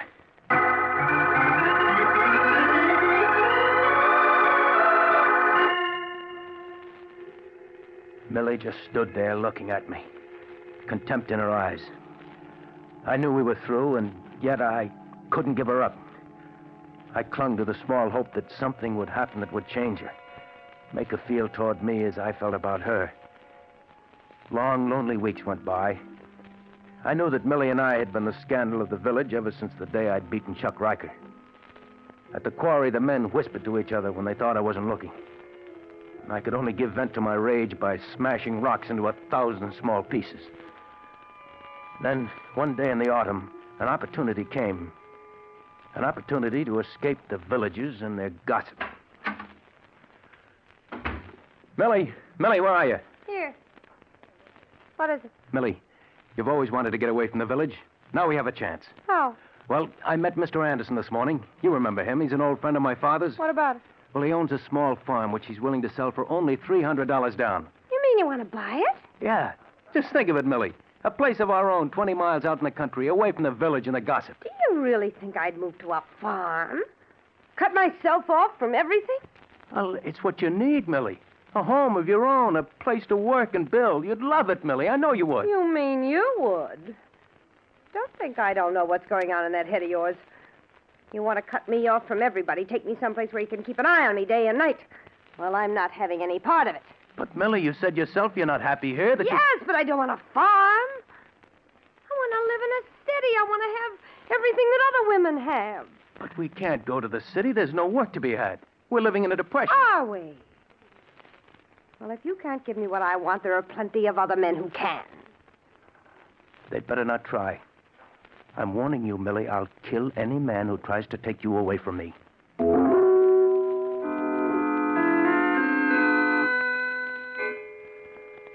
Weeks went by. Weeks in which Millie scarcely spoke to me. We lived as strangers in an uneasy truce. I worked from dawn to twilight at the quarry, and as I worked, I could sense the men gossiping about Millie and myself. I would think of Millie and wonder what she was doing at that very moment. Steve, Yeah, baby? I can't stand it anymore. I can't go on living with Luke. The way he stares at me with those big cow-like eyes of his, watching every move I make. Well, you'll just have to go on putting up with it for the time being. It's all right for you to say that. You don't have to live with him. Sometimes I wonder if you really love me. Oh, don't talk like that, baby. You know I love you.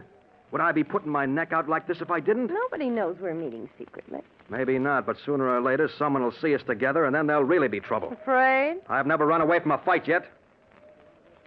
I don't mind telling you, I wouldn't like to mix with that gorilla husband of yours. I know, Steve. You got to be careful. Don't worry, I intend to be.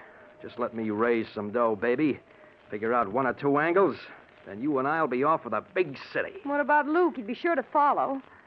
You don't know what he's like, Steve. He'd never rest till he found us. And when he did... Yeah, you don't have to draw me any pictures.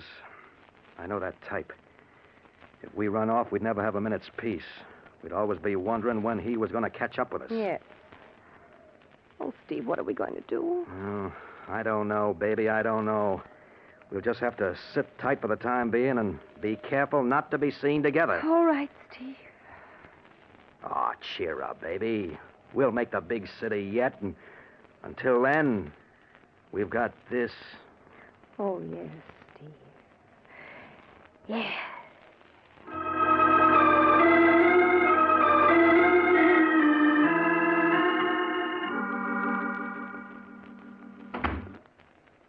Luke? That you? Yeah, Millie. You want me? Yes. I've moved all your things up to the attic. I want you to sleep there from now on. Why? Because you keep me awake half the night with your tossing and turning, and you talk in your sleep.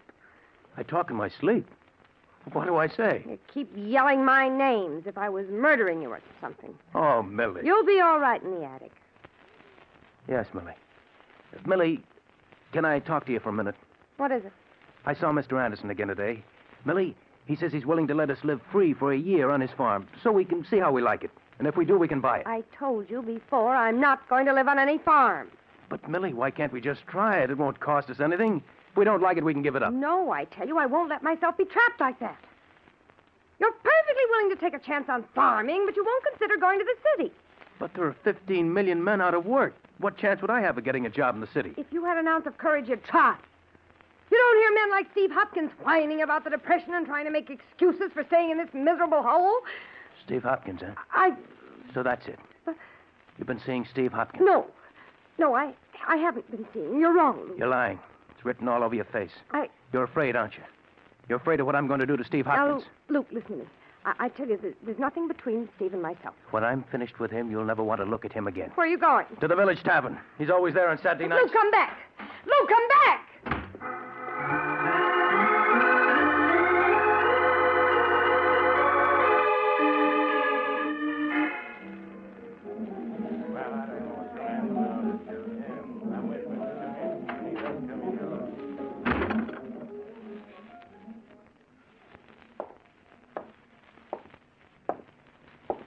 Hopkins, I want to talk to you.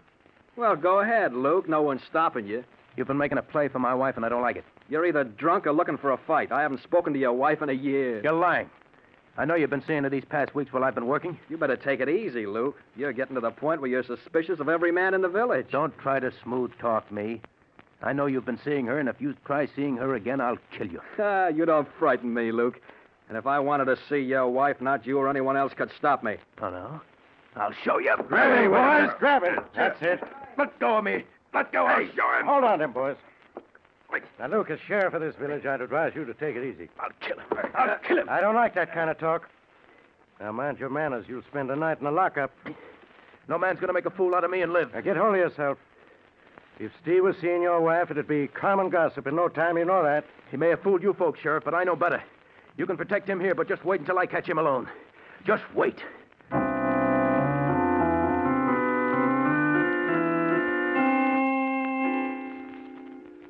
When I got home that night from the tavern, Millie was in her room, her door locked. I went up to the attic and tried to sleep, but I couldn't.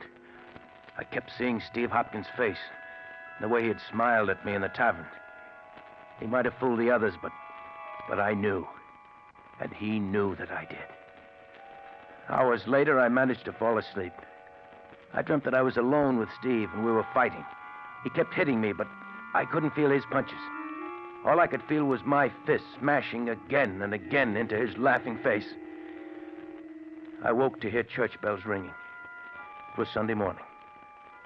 All that day, except for meals, Millie avoided me. After supper, she went to her room, and I went down to my workshop in the cellar. The next morning, when I arrived at the quarry, the men were standing around in small groups, talking to each other. They stopped when they saw me. Then from one of the groups, I saw Sheriff Roden coming towards me. Luke, I want to talk to you. What about? A number of things. Is your sledgehammer? Why, sure. That's my initials on the handle. Why is it all wrapped up in paper? I'll ask the questions, Luke. Where were you last night around 11 o'clock? 11 o'clock? In my workshop in the basement. Why? Anybody with you? Oh, no, I was alone. Luke, you're under arrest. Under arrest? What for? For the murder of Steve Hopkins. For the murder of Steve Hopkins? Yes. His body was found in his cabin an hour ago. He'd been brutally beaten to death last night around 11. With this sledgehammer. It was found at the scene of the crime. You mean you think I did it? It sure looks that way. Let's go, Luke. No. No, I won't. I didn't kill Steve Hopkins. You'll get your chance to prove you didn't. Now, let's go. No. I didn't do it. I tell you, I'm innocent. Grab him, man. Let go of me. That's it. Come on. Hold him while I get these cuffs on him. I didn't do it. I tell you, I didn't do it.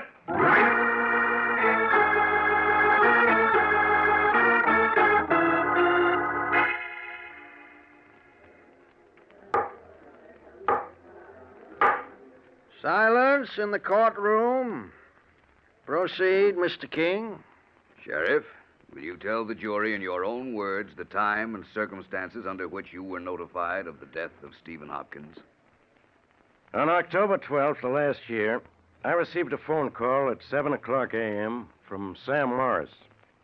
Said that he'd just stopped by at Steve Hopkins' cabin to pick him up for work and had found him murdered. I told Sam not to touch anything. I got to the cabin 15 minutes later. Will you tell the jury what you found? Well, sir, that cabin looked like a slaughterhouse. I don't want to upset anyone with the details, so all I'll say is that Steve Hopkins had been beaten so badly the body was beyond recognition. You say the body was beaten beyond recognition. That's right. Then how were you able to identify it as being Steve Hopkins? Well, first by the ring and wristwatch that was on the body. But most important of all, by the tattooing. By the tattooing? Yes, sir. Steve was quite a tattoo artist, and on his left arm he tattooed a heart with his initials and some girls on it. I reckon just about everyone in this courtroom saw that tattoo on his arm at one time or another. And although the body was beyond recognition, the tattoo was clearly identifiable. Yes, sir. No question about that. Sheriff, when had you last seen the deceased? Saturday night, October 10th, at the Village Tavern. Did anything unusual take place at the tavern that night? Yes. Luke Adams came into the tavern around 9 o'clock. He accused Steve Hopkins of hanging around Mrs. Adams, threatened to kill him. Sheriff, can you remember Luke Adams' exact words when he made that threat? Well, his last words before he left the tavern were, "Just wait till I catch him alone. Just wait." I see. Now, Sheriff, when you arrived at the scene of the crime, did you find the death weapon? Yes, sir.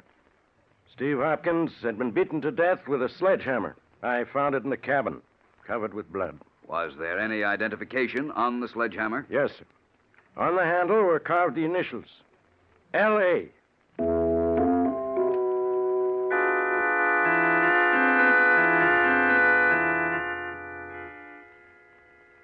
Now, Mrs. Adams, you say there was no justification whatsoever for your husband's suspicions. No, none at all. In other words, he was mistaken when he accused Steve Hopkins of forcing his attentions on you. Yes, he was. I see. Now, your husband has testified that on the night of the murder, he was working in the cellar of your home. Where were you that night, Mrs. Adams? Upstairs in my room? Did you see your husband at all that night? No, I didn't. Would it have been possible for him to have left the cellar that night without your knowing about it? Yes, it certainly would.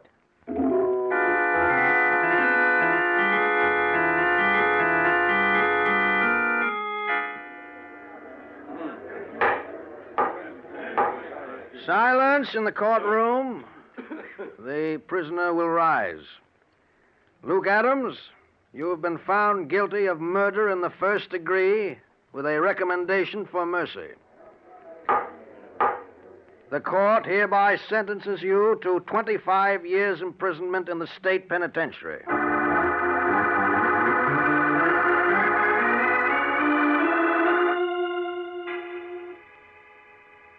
25 years imprisonment. Yes, Judge, that was your sentence. The towering iron gates of the penitentiary closed behind me. And I no longer had a name, only a number. A year after I was in prison, I was informed that Millie had divorced me and disappeared. With that, my last tie with the outside world was gone. Years passed.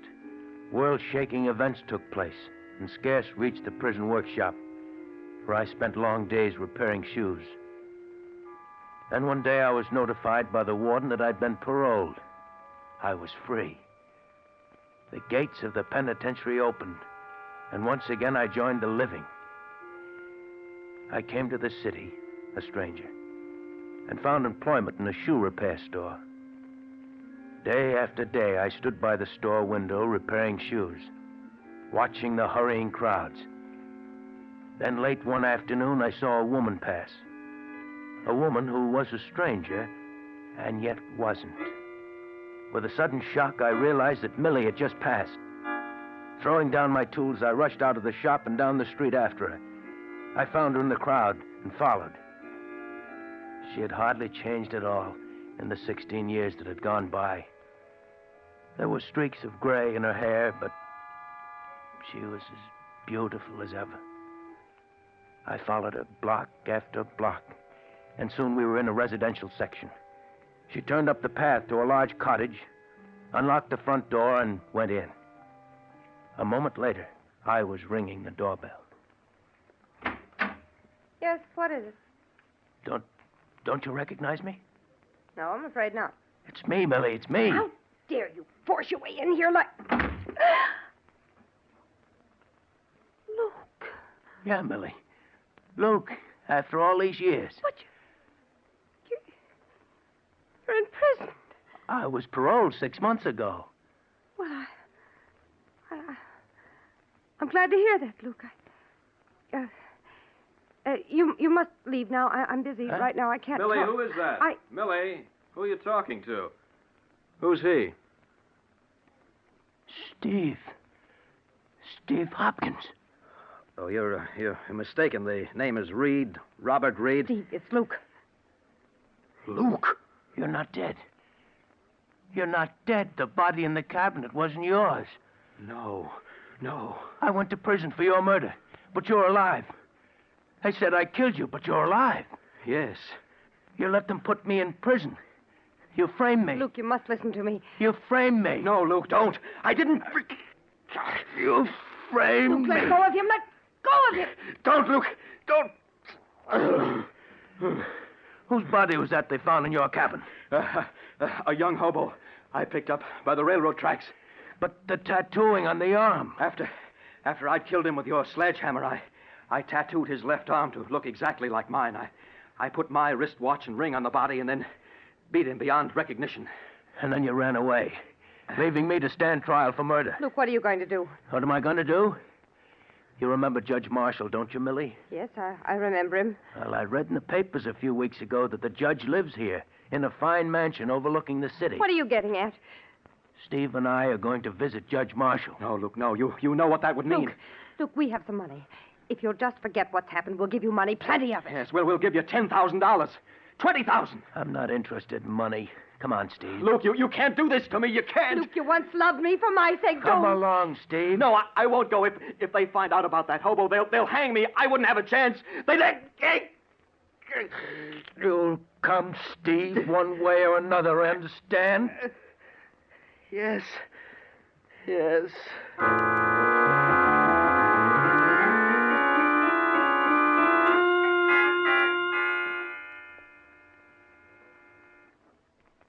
Judge. He didn't want to come here, but in the end, he came. Incredible. Simply incredible. The man is a monster to have done what he did. Where is this man, Steve Hopkins, now? He's out on the porch, Judge. Bring him in, Mr. Adams. I want to see that man. All right, Judge.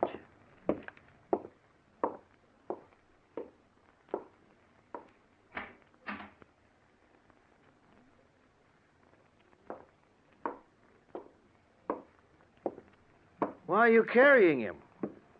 He can't walk. Can't walk? What's wrong with him?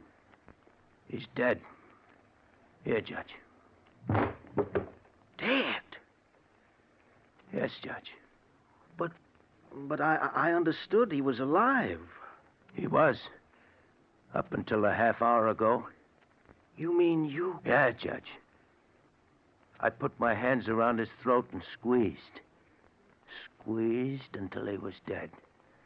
Yeah. I killed him. And there's nothing you can do to me, Judge. Nothing.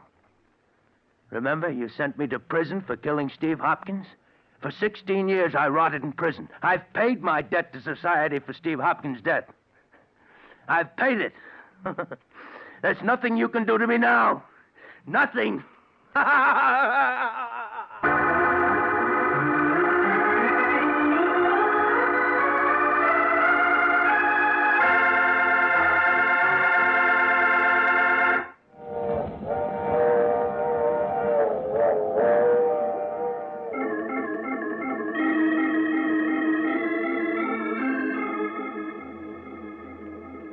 This is the mysterious traveler again. Did you enjoy our little trip? What happened to Luke Adams? Well, his case became one of the most celebrated controversies of the day. Some legal minds claimed he couldn't be sent to prison again. He'd already been punished. Other legal experts insisted he should be tried again. But in the midst of this raging controversy, poor Luke Adams died, and his case was never decided. What do you think? Should Luke Adams have been tried for murder again? Or having already served 16 years for Steve Hopkins' murder, should he have gone free? I should like to know what your verdict is. Send your letters to the Mysterious Traveler, care of Mutual Broadcasting System, New York 18, New York.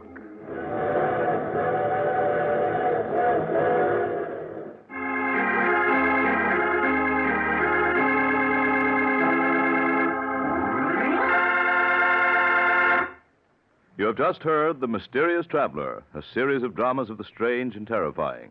All characters in today's story were fictitious, and any resemblance to the names of actual persons was purely coincidental. In today's cast were Maurice Tarplin, Art Carney, Elspeth Eric, Frank Behrens, and Jackson Beck. Original music was played by Paul Taubman. The Mysterious Traveler is written, produced, and directed by Bob Arthur and David Kogan.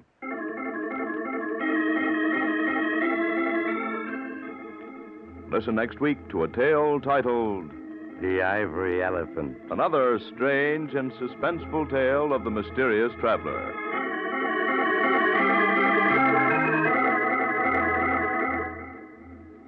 This program has come to you from our New York studios. Another program of tense and dramatic action will follow in just a minute. Stay tuned to this station for Official Detective. Carl Caruso speaking. This is the Mutual Broadcasting System.